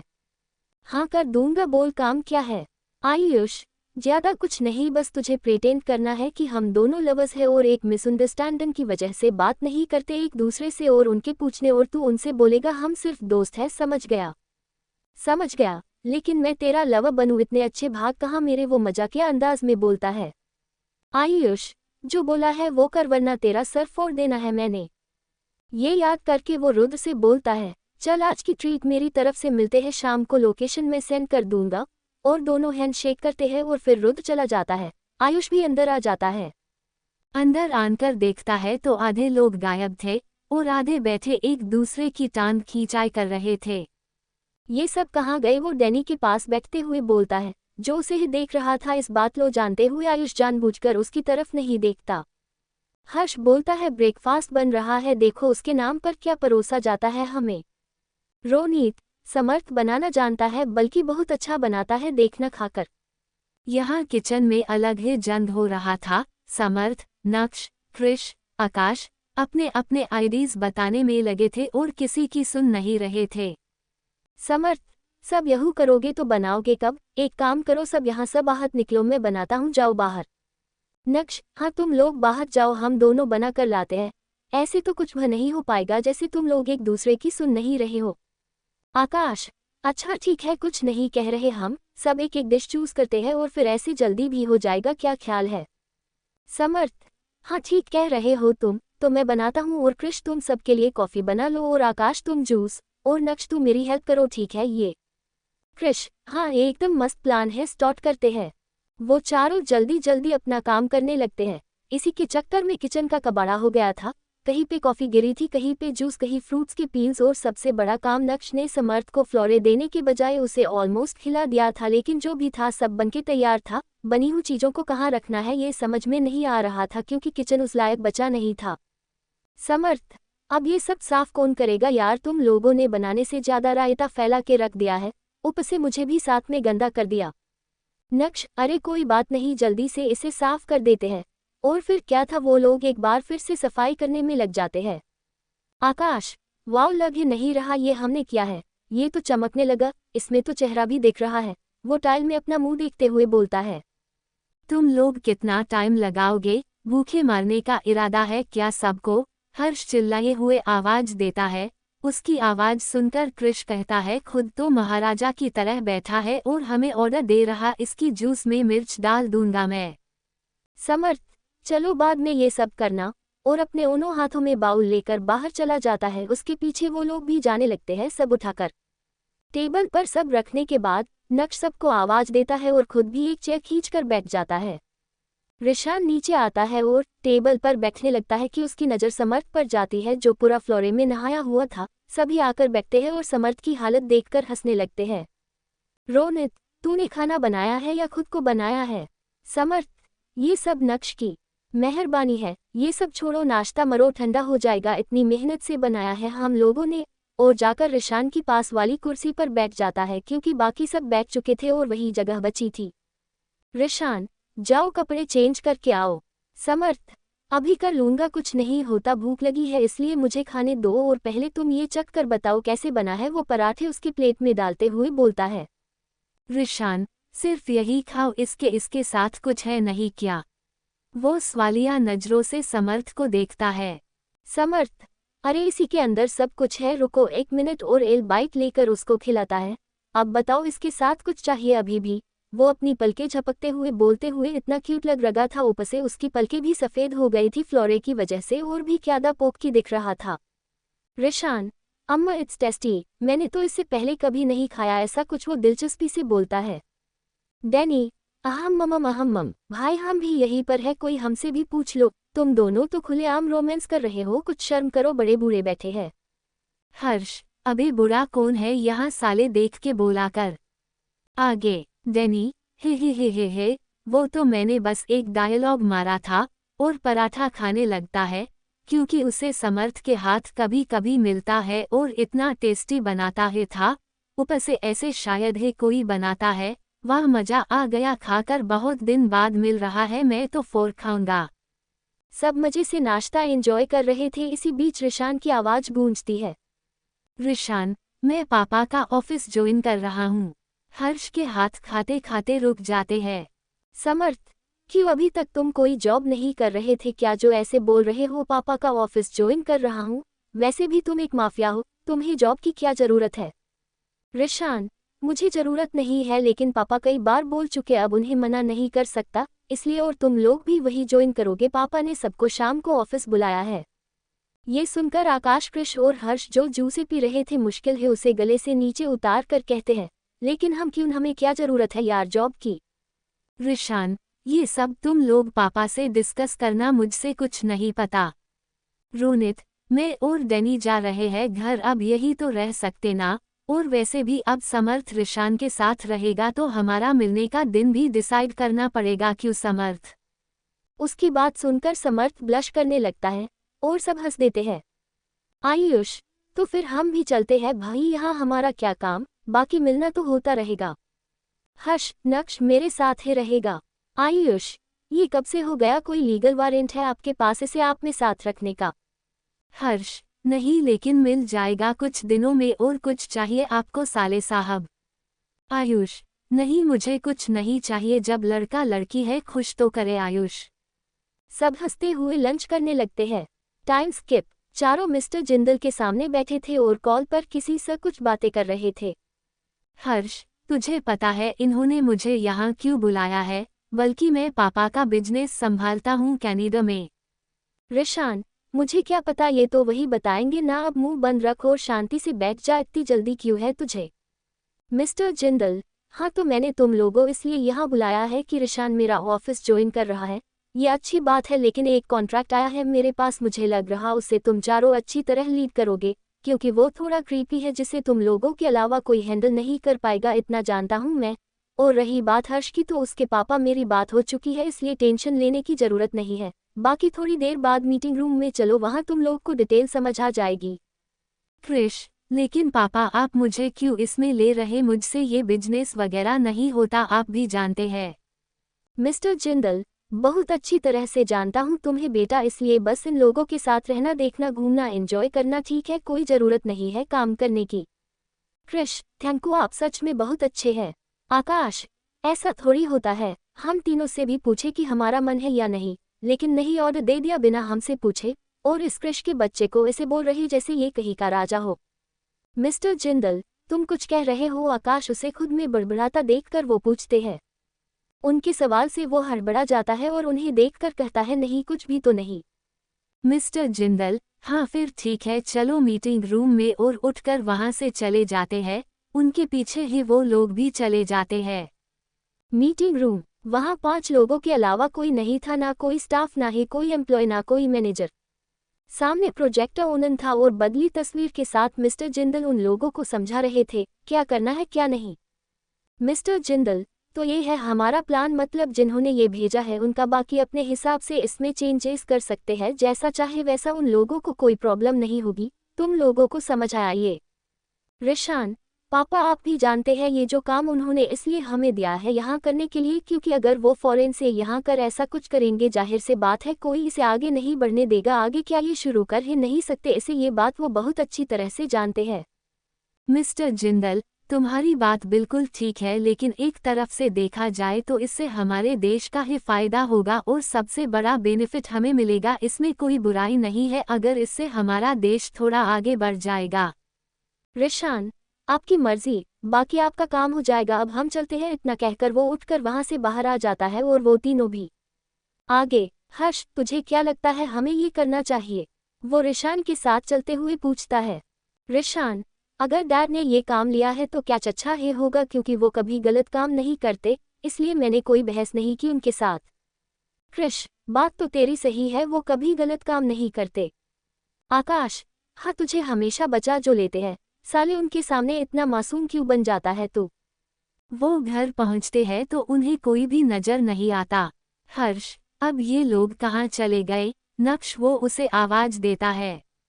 अरे कोई कहीं नहीं गया, हम दोनों यही है, बाकी समर्थ अपने रूम था, आता ही होगा, तब तक में वो भी नीचे आ जाता है। उसने रिशान के कपड़े पहने हुए जो ऑलमोस्ट उसमें छुप चुका था, लेकिन लग भी क्यूट रहा था। रिशान, वो फफफ, अगर ये ऐसे ही हर दिन मेरे सामने आएगा तो मामला जानलेवा हो जाएगा। 1 महीने बाद, तू जहाँ भी हो अभी और इसी वक्त मेरे ऑफिस में आ जा, और टाइम नहीं लगना चाहिए। हर्ष, लेकिन हुआ क्या है, मैं तो ऑफिस में ही हूँ। रिशान, तो जितना बोला है उतना कर, बाकी की बात यहाँ आ तब बताता हूँ, इतना बोलकर रिशान फोन बंद कर देता है। 10 मिनट बाद हर्ष उसके सामने था और रिशान उसे जो बताता है उसे सुनकर एक तरफ वो खुश हो जाता है और दूसरी तरफ उसका मुंह बन जाता है। रिशान, क्या है ये सब? मुझे बताएगा कुछ, और तेरी रिपोर्ट ऐसे कैसे बदल सकती है? क्या बकवास डॉक्टर रखे हैं तूने सिर्फ मुझसे ये बात छुपाने के लिए, जो कि एक गलतफहमी थी, और तेरे डॉक्टर ने ये फाइल तुझे भेजने की जगह मुझे भेज दिया, पर इसे एक मामूली सा फ्लू था और कैंसर की रिपोर्ट पकड़ा दी तुझे।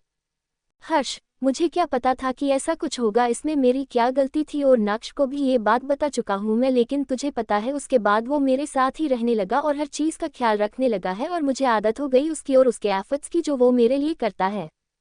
हर्ष खोए हुए ये सब बोलता जा रहा था और रिशान उसकी बात सुना जा रहा था। उसके चुप होने पर वो बोलता है, तेरी बात सही है, पर बाद में उसे पता चला तो वो नाराज छोड़ तुझसे दूर भी जा सकता है, और यकीन मान दूरी क्या होती है ये मुझसे अच्छा कोई नहीं जानता है, इसलिए कह रहा हूँ भलाई इसी में है कि उसको सब सच बता दे कि ये सब एक मिसअंडरस्टैंडिंग थी। हर्ष, मेरी हिम्मत नहीं हो रही उसे सब सच बताने की, अगर वो मुझसे दूर चल गया तो। रिशान, देख, मुझे जो समझना था समझा दिया, आगे तेरी मर्जी, मैं कुछ नहीं कहूँगा, ये तुम लोगों का मैटर है। चल मैं जाता हूँ, वो घर पे अकेला होगा, उसे बता के भी नहीं आया हूँ। हर्ष, अबे वो दोनों वहीं रहते हैं और दोनों को वहीं जाना है, आया बड़ा वो घर पे अकेला होगा, और जब तुझे घर ही जाना था तो मुझे ही क्यों बुलाया था?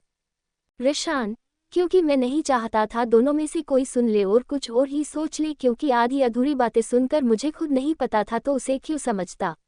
और अधूरी बातें जहर से ज्यादा खतरनाक होती है, इंसान को अंदर ही अंदर खोखला कर देती है। ये बोलते हुए वो चेयर से उठ जाता है और उसके साथ ही वो भी उठ जाता है। हर्ष को लगा था कि नक्श से वो बात न बताकर वो सही कर रहा है। हमें यही लगता था कि जो हमारे पास है वो दूर चला जाएगा सच सुनकर। हालांकि ये बात सच है कि इंसान सच सुनकर दूर तो चला जाता है, लेकिन दिल को ये तसल्ली तो रहती है कि हमने सच बोलकर उस इंसान को खुद से दूर होते देखा है। पर यह मामला अलग था। भले ही हर्ष ने उसे न बताने का फैलाकर ठीक किया था, लेकिन क्या पता उसका ये फैसला आगे जाकर गलत साबित हो। रिशान और हर्ष जब घर पहुंचते हैं तो वहां अजीब सी शांति होती है, क्योंकि दोनों को अक्सर समर्थ और नक्श गार्डन में ही दिख जाते थे, बालकनी या टेरेस पर, लेकिन आज वो तीनों जगह ही खाली थी। क्या बात है, ये दोनों किधर है? नजर नहीं आ रहे होंगे, कहीं प्लान बना रहा होगा मेरा टैडी मुझसे दूर रहने के लिए, जिसे मैं हर बार की तरह फ्लॉप कर दूंगा। रिशान बोलता हुआ जैसे ही गेट खोलता है पूरा लॉन तहस नहस था, जैसे लड़ाई हुई हो और बचने के चक्कर में ये सब हुआ हो। दोनों परेशानी में ऊपर की ओर भागते हैं। कमरे से आवाजें आ रही थी, लाउड म्यूजिक की, और दरवाजा खुलता है। रिशान और हर्ष के मुंह खुले के खुले रह जाते हैं समर्थ और नक्श को देखकर। दोनों ने ही मेंस क्रॉप टॉप और बेल बॉटम पहना हुआ था। पूरे कमरे में स्नैक्स के पैकेट बिखरे पड़े थे और सॉफ्ट ड्रिंक्स भी, साथ ही टीवी ऑन था। उसमें गाना चल रहा था, गोरा बदन तेरी पतली कमर, 16-17 साल की उम्र, रहती टिप टॉप, सोती हिप हॉप, आ तुझको लेके चलूं मैं कैंडी शॉप। आगे इस गाने पर समर्थ टेबल पर चढ़कर डांस कर रहा था और नक्श उसे कंपनी दे रहा था। दोनों इतने मगन थे कि दोनों को रिशान और हर्ष नजर ही नहीं आते, और वो दोनों मुंह खोले दोनों को देखे जा रहे थे। हर्ष जाकर म्यूजिक बंद कर देता है। म्यूजिक बंद होता है और इसी के साथ दोनों टीवी की तरफ देखते हैं, जिसे हर्ष ने ऑफ कर दिया था। समर्थ, ये क्या हर्ष, इतना अच्छा एंजॉय कर रहे थे, तुमने बंद कर दिया? इस सटे पर नक्श के मूव्स देखते आए हाय ब्ला लग रहा था बिल्कुल। हर्ष, वो मैं दूसरा मूव देखूंगा, आज तुम जाओ रिशान के साथ। समर्थ, अरे वो खड़ूस घर पे नहीं है, ऑफिस में है, इसलिए थोड़ा एंजॉय कर लूं, वरना वो मुझ पे कितने जुल्म करता है, मुझे बोलने भी नहीं देता है। आप जानते हैं ये बात? वैसे आप भी तो इस वक्त ऑफिस में होते हो ना, फिर यहाँ कैसे? क्या नक्श की याद सता रही थी हम, वो शरारत से बोलता है। हाँ, बहुत अच्छी तरह जानता हूँ, और ये भी कि तुम पर बहुत जुल्म होता है, तभी इसके साथ मिलकर डांस कर रहे हो। हम समर्थ जो इतना कॉन्फिडेंस से बोल रहा था पीछे मुड़ के देखता है तो रिशान गेट के पास दोनों हाथ बंधे उसे ही घूरते हुए देख रहा था। समर्थ, नहीं ऐसी बात नहीं है, मैं तो बस उसे समझ नहीं आ रहा था कि वो क्या बोले। तब तक रिशान उसके पास आकर अपने कंधे पर उठा लेता है और लेके चला जाता है। तो चले हम कैंडी शॉप। हर्ष उसके कानों में धीरे से बोलता है, जो समर्थ और रिशान को देख रहा था। नहीं, मैं चेंज करके आता हूँ, फिर खाना खाते हैं। और जैसे ही जाने लगता है हर्ष उसका हाथ पकड़कर अपने पास लाते हुए कहता है, हर्ष अरे अब क्या चेंज करना, वैसे इसमें काफी सेक्सी लग रहे हो, कुछ मूव्स मेरे साथ करोगे, बुत थोड़ा डिफरेंट वाले। नक्श, तुम सच में बेशर्म होते जा रहे हो, हटो। उसके कान और गाल लाल हो गए थे हर्ष की बातों से। हालांकि ये हर बार होता है जब भी हर्ष उससे ऐसा कोई बात करता था, नक्श का पूरा चेहरा तक लाल हो जाता था शर्म से। इधर रिशान समर्थ को वैसे ही उठाए हुए लाकर बेड पे बिठा देता है और अपने हाथ में लिया कोट काउच पे रखकर उसके पास आकर बैठता है। रिशान, तो अब बताओ कौन सी जुर्म करता हूँ मैं तुम पर? और समर्थ के बोलने से पहले ही उसके होंठों को समूच करके पीछे हट जाता है। या फिर ये वाला जुर्म और उसके गर्दन पे होंठों को रखकर चूम लेता है, या फिर ये और होंठों पर बाइट कर लेता है, या फिर इससे आगे वो बढ़ता कि समर्थ उसके कंधे पे दोनों हाथ रखते हुए पीछे करने लगता है। समर्थ, नहीं मुझे जानना। और आज इतनी जल्दी कैसे आ गए तुम दोनों? वैसे तो हर रोज 10 बजे आते हो और आज 8 बजे है।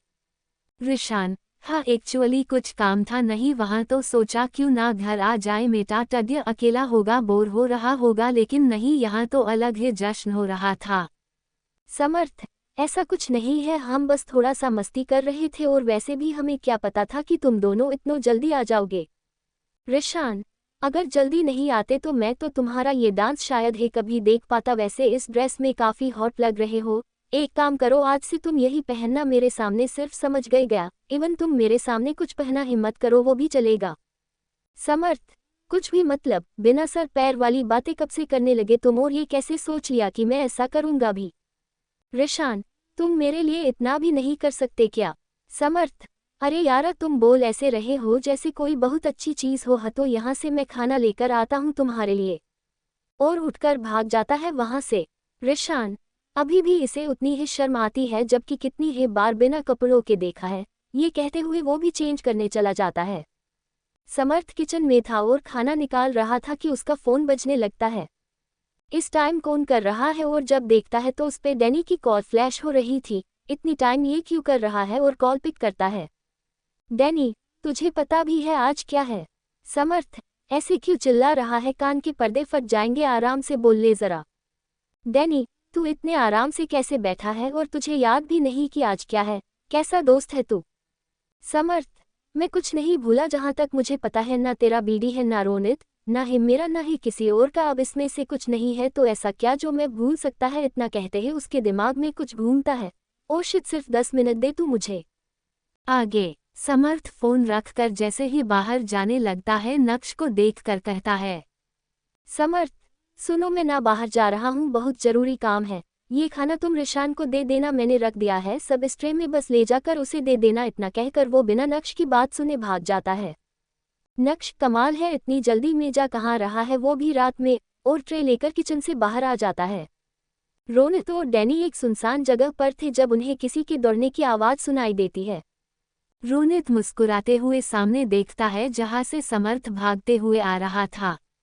समर्थ उन दोनों के पास पहुंचकर अपनी सांसों को संभालते हुए बोलता है, मैं भूल कैसे सकता हूँ ये दिन, सॉरी, और वही जमीन पे बैठ जाता है।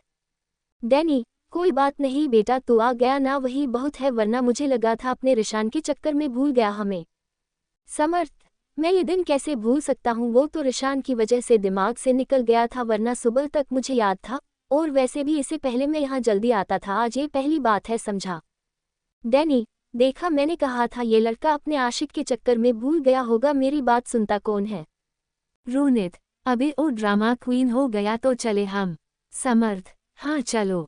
और तीनों उठकर वहां से कुछ दूरी पर खड़े एक सी फूड स्टॉल पर जाते हैं। उन तीनों को वहां देखकर वो स्टॉल वाली बूढ़ी औरत हंसते हुए कहती है, मुझे यहाँ ये स्टॉल लगाए 10 साल हो रहे, और तुम तीनों हर महीने इसी दिन रात के इस पहर हाजिर होते हो। समर्थ, नोनो, हम यहाँ आपको देखने आते हैं, इतना मिस करते हैं, आपको क्या पता। चले अब जल्दी से हमारे लिए वो बना दे, वो दोनों हाथों को मलते हुए एक्साइटेड होकर बोलता है। नोनो उन तीनों के लिए कुछ बनाने लगती है, और वो तीनों बारी बारी से उससे बातें कर रहे थे जैसे उसके बेटे हो। इस टाइम वहां पर कोई भी नहीं था सिवाय एक दो लोगों को छोड़कर जो उन लोगों से काफी दूर थे। रोनित, वैसे नोनो ये बताया, आप अपने बेटों से मिलने कब जाएंगी, या फिर नहीं जाना हमें छोड़कर? मैं तो चाहता हूँ आप उनसे मिलकर आए और मेरे घर पर ही रहे। उसके बाद क्या कहती है? वो उनके बगल में खड़ा पूछ रहा था। नो बेटा, अब इस उम्र में कहाँ मैं सफ़र करती फिरूं, वो लोग आते हैं और मिल के चले जाते हैं, यही बहुत है। अब मेरी उम्र मुझे ये जेब नहीं देती कि मैं हवाई जहाज़ों में घूमती फिरूं। डैनी, आपकी बात बिल्कुल ठीक है नोनो, लेकिन आपकी उम्र कहाँ हुई है, आप तो पहले से ज्यादा खूबसूरत हो गई हो सच्ची। हद बदमाश लड़के, मार खाएगा मेरा हाथों तो, वो हंसते हुए कहकर एक प्लेट उसके हाथ में देती है। लो खाओ इसे वरना ठंडा हो जाएगा, और बारी बारी से समर्थ और रोनित को भी देती है। समर्थ, नो बिलीव मी, ऐसा फ्राइड राइस और अचार मैंने जिंदगी में नहीं खाए सच्ची, ऊपर से यहाँ बड़े बड़े रेस्टोरेंट में ये सब मिलना इम्पॉसिबल है, और ये आप स्पेशल हमारे लिए बनाती है, ये तो मुझे और खुश कर देता है। आपके हाथों में जादू है। किसके हाथों में जादू है? समर्थ, जिसने निवाला मुंह में रखा है था, ये आवाज सुनकर पीछे पलटता है जहां रिशान खड़ा था। रोनित, अरे आप यहाँ, वो भी इतनी रात में? समर्थ, हिमांशु आप यहाँ? वो हैरान नजरों से सामने खड़े शख्स को देख रहा था। डैनी, एक मिनट, क्या कहा तूने? हिमांशु, क्या ये रिशान नहीं है? वो समर्थ को देख रहे उस शख्स को देखता है जो खुद को पहचाने जाने पर खुश था। इसने ही तुझे किडनैप किया था ना समर्थ? रोनित, हाँ यही है, लेकिन ये बुरा नहीं है, रिशान की बात याद है ना? वो धीरे से उससे बोलता है। डैनी, भाई साहब क्या दिखते हो यारा, तुम बिल्कुल रिशान जिंदल की तरह, बस ये है कि तुम्हारा हेयर स्टाइल बदला है। वो इस साइड करता है, जाके उसके बालों को एक तरफ कर देता है। उसकी हरकत से समर्थ डरते हुए हिमांशु को देखता है जो पेंट की जेब में हाथ डाले आराम से खड़ा था, जैसे उसे कोई फर्क ही ना पड़ा हो। समर्थ, ये थोड़ा सा पागल है, इसकी हरकतों और बातों को नोटिस मत करना, इसकी तरफ से मैं आपसे माफ़ी मांगता हूँ। और उसके बाल वापस उसी तरह से कर देता है जैसे पहले थे। समर्थ के हाथ लगाने से हिमांशु को एक अजीब से एहसास होता है, उसे खुशी हुई थी। हिमांशु, क्या मुझसे थोड़ी देर बात कर सकते हो? समर्थ, हाँ क्यों नहीं, 1 मिनट। और स्टॉल के पास जाकर बोलता है, नोनो एक प्लेट इनके लिए भी बना दो, ये भी आपके बेटे ही है समझो। नोनो, हाँ बेटा ठीक है। और वो अपना काम करने लगती है। समर्थ, आइए चलते हैं, बात वहाँ बैठकर आराम से बताइए। वो सीट की तरफ इशारा करता है और दोनों वहाँ जाने लगते हैं। डैनी, गया ये, अब क्या हम यहाँ नागिन डांस करें? एक तो इतने दिनों बाद हम एंजॉय करने आए थे, ऊपर से ये महाशय टपक गए। रोनित, ऐसे नहीं बोलते बच्चे, तू ये खा, चल हम नोनो से बात करें। और दोनों वहीं बैठकर नोनो से बातें करने लगते हैं। हिमांशु, मैं तुमसे प्यार करता हूँ। समर्थ, आगे।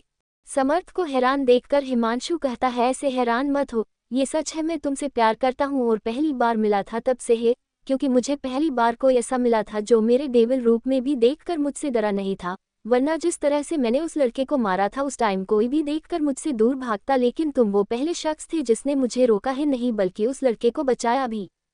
वो बोलता जा रहा था और समर्थ उसे देख रहा था। वो और कर भी क्या सकता था सुनने के अलावा। रोनित, ये लीजिए आपका हिस्सा जिसे समर्थ ने बनवाया था। वो बोलते बोलते रुका जब रोनित ने उसे वो प्लेट थमाई। डिस्टर्ब के लिए सॉरी, लेकिन नोनो ना कहा इसे देकर आने को, वरना ये ठंडा हो जाता और ये ठंडा अच्छा नहीं लगता, तो एंजॉय करिए, इतना कहकर वो वहां से चला जाता है। समर्थ, इसे खाओ वरना वाकई ठंडा हो जाएगा, इतनी ठंड हवा चल रही है। वो अपना प्लेट में से खाते हुए बोलता है। हिमांशु, लेकिन ये है क्या? मैं तो पहली बात देख रहा हूँ इस डिश को। वो प्लेट को घूरते हुए बोलता है।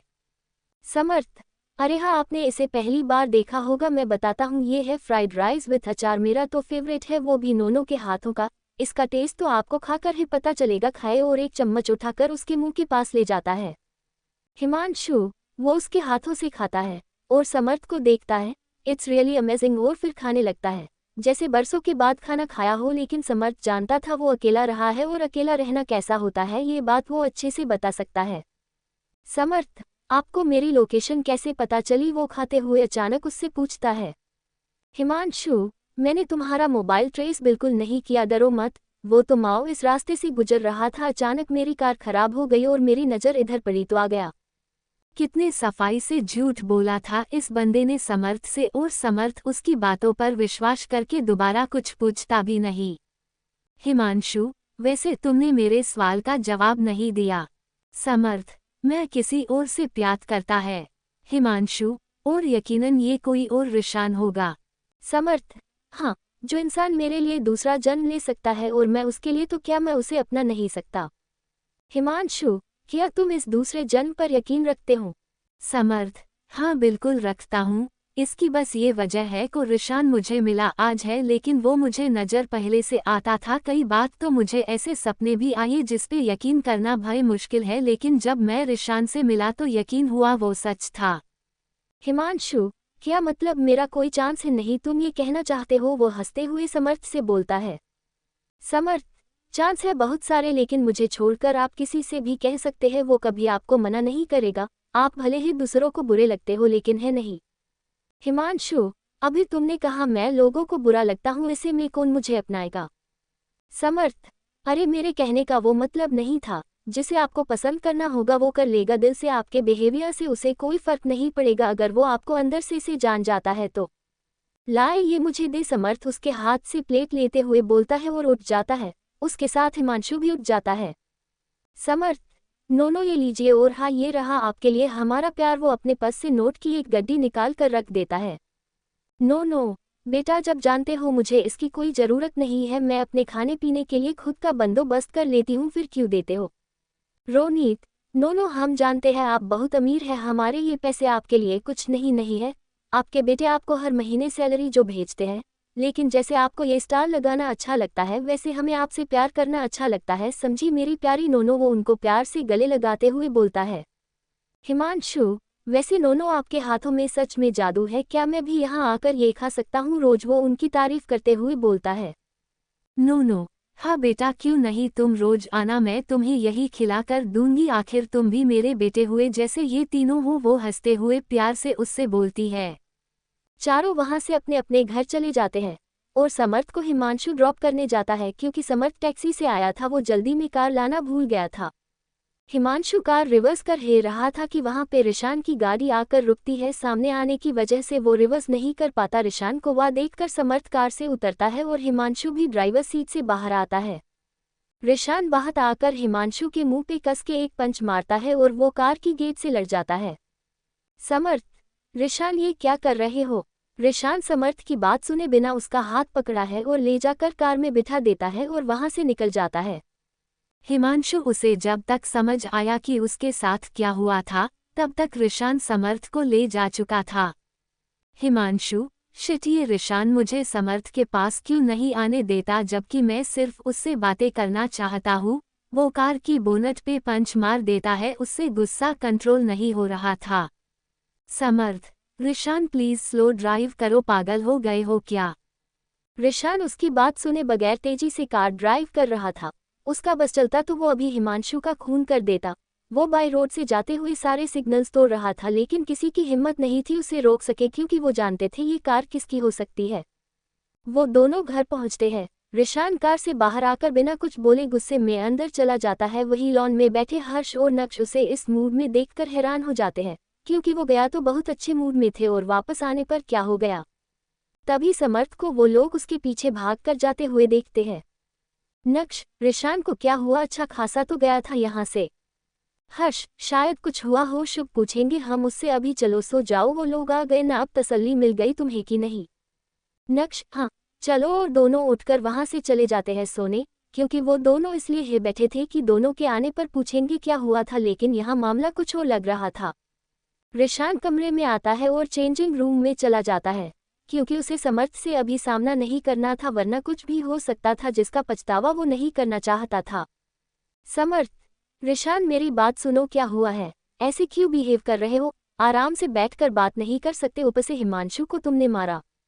रिशान जो ट्राउजर पहने लेटने जा रहा था, इतनी ठंडी में भी वो ऐक ऑन कर रहा था।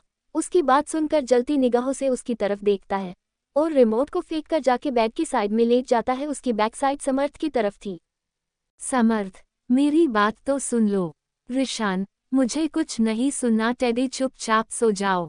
समर्थ, तुम मुझसे नाराज हो, मैं ऐसे कैसे सो सकता हूँ? उससे बोला नहीं जा रहा था, उसे खुद की आवाज अपने गले में अटकते हुए महसूस हुई थी। रिशान उसकी तरफ देखता है तो समर्थ की नजरें झुकी हुई थी, यकीनन वो रो रहा था। अब अपने सामने अपनी जान को रोता देखकर किसको अच्छा लगेगा, और समर्थ तो हमारी रिशान की जान है। वो तड़प कर उसके पास जाता है। रिशान, बताओ, तुम मुझे यहाँ अकेला छोड़कर भूखा इतनी रात में हिमांशु से मिलने क्यों गए थे? समर्थ, आपको क्या लगता है मैं इतनी रात में उनसे मिलने जाऊंगा? वो तो इत्तेफाक से हमें मिल गए थे, उसके बाद हमने बातें की और फिर रोनित और डैनी चले गए घर। हिमांशु ने कहा मैं तुम्हें ड्रॉप कर देता हूँ, मैंने कहा ठीक है, वैसे भी रात ज्यादा हो गई थी, कैब मिलना जल्दी मुश्किल था, और तुम वहां आए, तुमने उसे मार दिया। इतना गुस्सा क्यों आता है बिना बात जाने? उसकी हिचकियां बंद गई थी, उससे बोला नहीं जा रहा था। रिशान उसे गले लगा लेता है, कुछ बोलता नहीं है। शायद वो उसकी आदत बिगाड़ रहा था ऐसा करके। वो जानता था उसका गुस्सा बिल्कुल नहीं अच्छा था, लेकिन वो समर्थ के मामले में बहुत ज्यादा शांत रहता था। यही वजह है कि रिशान के थोड़े से गुस्से को देखकर समर्थ को लगता था वो बहुत ज्यादा गुस्सा करता है। काश वो रिशान हमारे बीच में ना आता, या उससे पहले माओ तुमसे मिलता, लेकिन मैं कैसे उसकी जगह ले सकता हूँ? वो तो पिछले जन्म से तुम्हारे साथ जुड़ा हुआ है। Time skip. एक शख्स अपने सामने खड़े समर्थ के स्टैचू को देखकर बोलता है। वो कोई और नहीं हिमांशु था, जिसने समर्थ से पहली मुलाकात के बाद ही अपने पूरे घर में उसकी तस्वीरें सजा दी थी, कुछ एक जैसे तो कुछ अलग, और कुछ उस वक्त की थी जब वो दोनों बीच पर बैठे बातें कर रहे थे और मुस्कुरा रहे थे। एक तरफा प्यार दर्द देता है, ये सभी जानते हैं, लेकिन हम सिर्फ उसके लिए लॉयल है, ये सोचकर दिल को अलग ही सुकून मिलता है, भले ही जिसे हमने दिल में बसाया है वो हमसे प्यार करे या ना करे। वही हाल इस हिमांशु का था। उसे समर्थ से मोहब्बत नहीं, इश्क हुआ था, जिसमें इंसान खुद को तबाह कर लेता है, लेकिन जिससे प्यार करता है उसे तकलीफ नहीं देता। वो चाहता तो समर्थ को अपने साथ जबरदस्ती भी रख सकता था, लेकिन वह इश्क है क्या जिसमें जबरदस्ती हो। आगे दिन बीत रहे थे, साल 2 साल 4 साल और ऐसे ही 6 साल का बीत गए, पता ही नहीं चला। सर्दियों का मौसम था। द 24 दिसंबर 2030। हर तरफ क्रिसमस की तैयारियां हो रही थी क्योंकि नेक्स्ट डे मैरी क्रिसमस था। लोग अपने घरों को सजाया हुआ था, हर तरफ लोग क्रिसमस ट्री लगा रहे थे। बच्चे इस बात से खुश थे कि उनके लिए सांता गिफ्ट्स लाएगा और यही सोचकर वो सब सो चुके थे। अब बच्चों को न बताएगा कि ये सब सिर्फ कहानियों में होता है, असल दुनिया में ये सब का आना मुमकिन नहीं। सब अपनी जिंदगी में खुश थे, हर कोई अपनी लाइफ में बिजी। समर्थ के माँ बाप की डेथ हो चुकी थी। उससे पहले उन्होंने क्रिश और छुटकी की शादी करवा दी थी क्योंकि क्रिश उससे बहुत पहले से प्यार करता था और समर्थ को ढूंढने में और सब कुछ बताने में वो सबसे आगे था। आयुष और डैनी की लड़ाइयाँ कम हो गई थी और सबसे ज्यादा प्यार उन दोनों का ही दिख रहा था। कहते हैं ना, जहाँ प्यार होता है वही तकरार होता है। उन दोनों ने भी शादी कर ली थी पूरे रीति रिवाज से, क्योंकि वो इंडिया नहीं जो लोग उसके खिलाफ होते, वो थाईलैंड था जहां लोग इस कल्चर को अलग ही नज़र से देखते हैं, जिसे देखने के लिए इंडिया वालों अपनी आंखों का ऑपरेशन करवाना पड़ेगा। मैं इंडिया को बुरा नहीं कह रही, मैं भी यही रहती हूँ, लेकिन जिस सोच का शिकार आज भी इंडिया है उसे देखकर कभी कभी मन करता इन लोगों की सोच को उठाकर फेंक दूं। मतलब लोगों की लाइफ होती है, वो जैसे भी जिए, वो लड़के से प्यार करे या लड़की से, उनकी अपनी जिंदगी है। हम कौन होते हो उन्हें जज करने वाले? वो तो फिर भी एक के साथ लॉयल रहते हैं, भले ही लड़के हो, लेकिन बाकी के लोग एक गई दूसरी आएगी या एक गया दूसरा आएगा, ये कभी एक पर नहीं टिक सकते। और आजकल ट्रेंड चल रहा है, लड़के लड़कियां बनकर घूम रहे, पूछने पर बताते हैं हम गे हैं यार। नहीं, ऐसे नहीं होते वो लोग, उनकी भी अपनी लाइफ होती है, वो भी नॉर्मल ही रहते हैं। ये नहीं कि लड़कियों जैसे बनकर घूमते हैं, उनके जैसा कभी बन ही नहीं सकते तुम लोग, सीधी सी बात है। मैं ये नहीं कह रही कि हर कोई एक जैसा होता है, लेकिन जिसकी मोहब्बत सच्ची हो उससे ये दुनिया वाले मिलने नहीं देते, जिसे मिला देते हैं उसमें या तो लड़की खराब या लड़का। 100% में से 10% लोगों की लव मैरिज सक्सेस होती है, वरना नहीं। ऐसे में ये लोग उन लोग को जज करते हैं जो इनसे कई ज्यादा लाख गुना ज्यादा लॉयल और अपनों के लिए पॉसेसिव होते हैं। वेल, ये सब तो चलता रहेगा आपके या हमारे सोचने से कि ऐसा जो जाए तो अच्छा होगा, कुछ नहीं होने वाला। इंडिया आज भी ऐसा है और 50 साल बाद भी ऐसा ही होगा, भले ही हम लोग देखने के लिए ना रहे। आकाश और रोनित की भी शादी हो चुकी थी। उन दोनों ने हर्ष नक्श की शादी में ही अपनी शादी की थी और सब अपनी लाइफ में खुश थे, अपने अपने पार्टनर्स के साथ। सबकी जिंदगियां बदल चुकी थी, जहां वो लोग अकेले रहते थे आज साथ में कई रिश्ते जुड़े हैं, उन्हें लेकर चलना हर किसी के बस की बात नहीं होती। रिशान ने समर्थ के लिए अंडरवर्ल्ड की दुनिया छोड़ दी थी, वो अब सिर्फ एक बिजनेस टाइकून था। हिमांशु के मरने के बाद ऐसा कोई नहीं था जो रिशान से पंगा लेता, क्योंकि वो अभी भी बुरे काम करने वालों के लिए प्रिंस ही था। बारिश का मौसम था। 25 दिसंबर का दिन, जहां लोग अपने घरवालों के साथ, परिवार वालों के साथ, अपने पार्टनर्स के साथ खुशियां मनाने में लगे हुए थे, मौसम का मजा ले रहे थे। वहीं दूसरी तरफ समर्थ और रिशान एक ग्रेव के सामने खड़े थे, उसमें लिखा था हिमांशु चटर्जी और नीचे उसकी बर्थ डेट के साथ डेट भी लिखी थी। समर्थ उस पे फूलों का बुके रख चुका था। कुछ लोग हमारे लिए कुछ भी नहीं होते, फिर उनकी बात मानने का मन करता है ना। वो रिशान के साथ खड़े सामने देखते हुए बोल रहा था, उसके आंखों के सामने वो मंजर घूम जाता है जब हिमांशु ने खुद को शूट करते हुए उससे बोला था। पास्ट द 24 दिसंबर 2024। तूफानी रात थी और रिशान समर्थ को ढूंढ रहा था।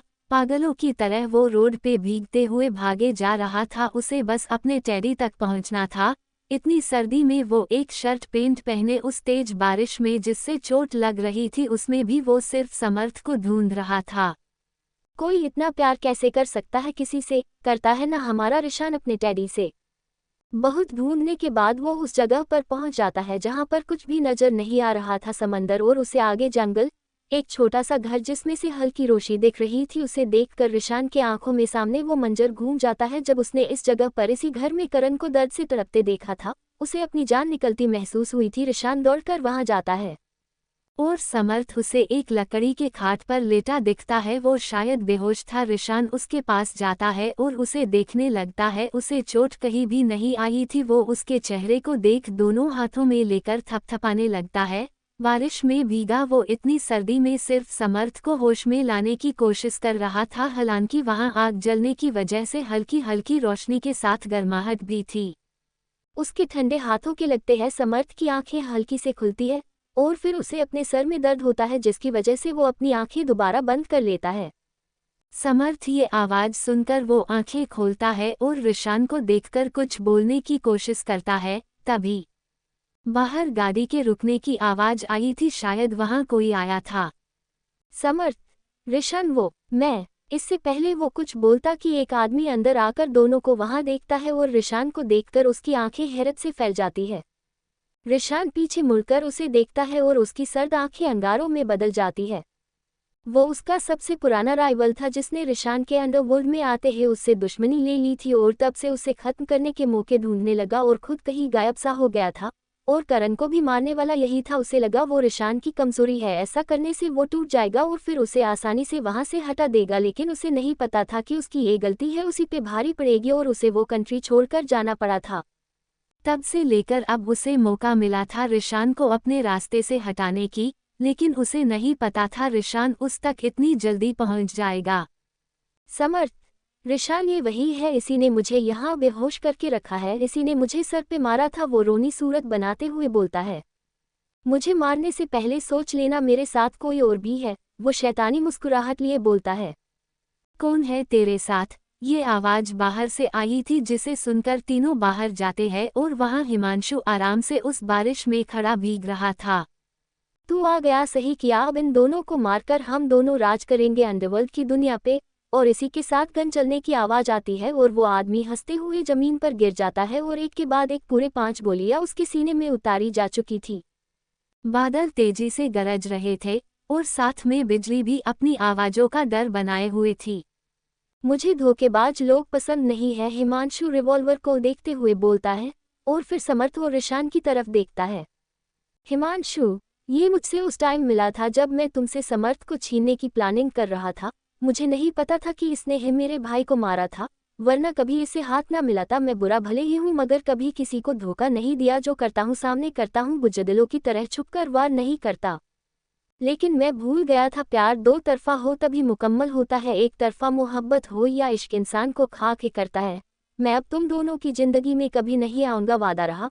और समर्थ को देखकर बोला है, तुमसे बस इतना कहना है कि भले हो तुमने मुझसे कभी प्यार भरी नजरों से नहीं देखा, लेकिन मैंने जब भी तुम्हें देखा है बस यही सोचा है तुम हमेशा खुश रहो। तुम्हें मेरी आंखों कभी अपने लिए प्यार के सिवा कुछ नहीं देखा होगा, एक एहसान करोगे? इतना बोलकर वो चुप हो जाता है और समर्थ को देखने लगता है उसके बोलने के इंतजार में। समर्थ, हाँ बोलो। पता नहीं क्यों लेकिन समर्थ का दिल तेजी धड़क रहा। हिमांशु, तुम हर साल मुझसे मिलने आना इसी दिन और तुमसे कुछ नहीं मांगना। इस दिल को तुम्हारे सिवा कोई अच्छा नहीं लगा, लेकिन जो हमें अच्छा लगे वो कहाँ मिलता है। हम इतने भी लकी नहीं होते कि हर चीज़ हमें मिल जाए, और कुछ चीज़ें हमारे लिए नहीं होती, ये मुझे समझ आ गया। दो जाकर भी मैं दो जा ना सकूंगा, कितना रोया हूँ तुम्हें बीटी ना सकूंगा। गम इसका नहीं कि तुम मिल ना सके, दर्द इस बात का होगा कि मैं तुम्हें भूल ना सकूंगा। तुम दोनों हमेशा खुश रहना साथ में। और उस बारिश में एक बार फिर से गोली की आवाज आती है और तेजी से बिजली चमकती है और सब शांत हो जाता है, सिर्फ बारिश के गिरने की आवाज आ रही थी। समर्थ, हिमांशु नहीं, प्रेजेंट। पापा चले, उसकी शर्ट खींचते हुए एक लड़का बोलता है जो 5 साल का था। उसके ऐसा करने से समर्थ यादों से बाहर आता है और उसकी तरफ देखता है जो दुनिया जहाँ की मासूमियत लिए अपनी आंखों से उसे टुकुर टुकुर देख रहा था। समर्थ उसे गोद में उठा लेता है और तीनों वहां से चले जाते हैं। पापा ऋषम कब आएगा, मैं उसका कब से वेट कर रहा हूँ। एक लड़का जो 5 साल का था सोफे पर बैठा अपने सामने बैठे हर्ष से बोलता है। यकीनन वो हर्ष और नक्श का बेबी था। हनफी बेटा, वो आता ही होगा, आप क्यों परेशान हो रहे हैं? वो भी तो आपके बगैर नहीं रह पाता ना, हर्ष प्यार से उससे बोलता है। हनफी और ऋषम दोनों को साथ में रिशान और हर्ष ने अडॉप्ट किया था, क्योंकि वो दोनों ऑर्फनेज में थे और 2 दिन हुआ था दोनों को पैदा हुए। दोनों को वहाँ कोई छोड़ गया था और रिशान हर्ष दोनों गए थे वहाँ डोनेशन के लिए, तभी ये दोनों को देखा और घर ले आए। समर्थ और नक्श तो इतने खुश हुए थे मानो क्या मिल गया हो, और दोनों ने उन दोनों बच्चों को अपनी जान बना लिया। इस बीच हर्ष और रिशान की तरफ दोनों ध्यान ही नहीं दे रहे थे, जिसे देखकर दोनों ने अपना सर पीट लिया था। लेकिन खुश तो वो लोग भी थे, आखिर बच्चे होते हैं इतने प्यारे हैं। हनफी, रिश्म चिल्लाते हुए आता है और उसके ऊपर कूद जाता है। दोनों साथ में ही रहते थे, एक पल की भी दूरी नहीं मंजूर होती एक दूसरे से। रिशान, तुम हमेशा ऐसे ही रहोगे ना मेरे साथ? समर्थ उसकी गोद में बैठा उसके कंधे पर सर टिकाए आसमान को देखते हुए पूछता है। हाँ, हमेशा ऐसे ही तुम्हें परेशान करूंगा टेडी, फिक्र मत करो, मेरे प्यार में कमी नहीं आएगी, वो शरारत से बोलता है और अपनी गिरफ्त उसके कमर पे मजबूत कर लेता है। दोनों साथ में कितने खुश थे, नजर ना लगे। हो गई इस कहानी की एंडिंग।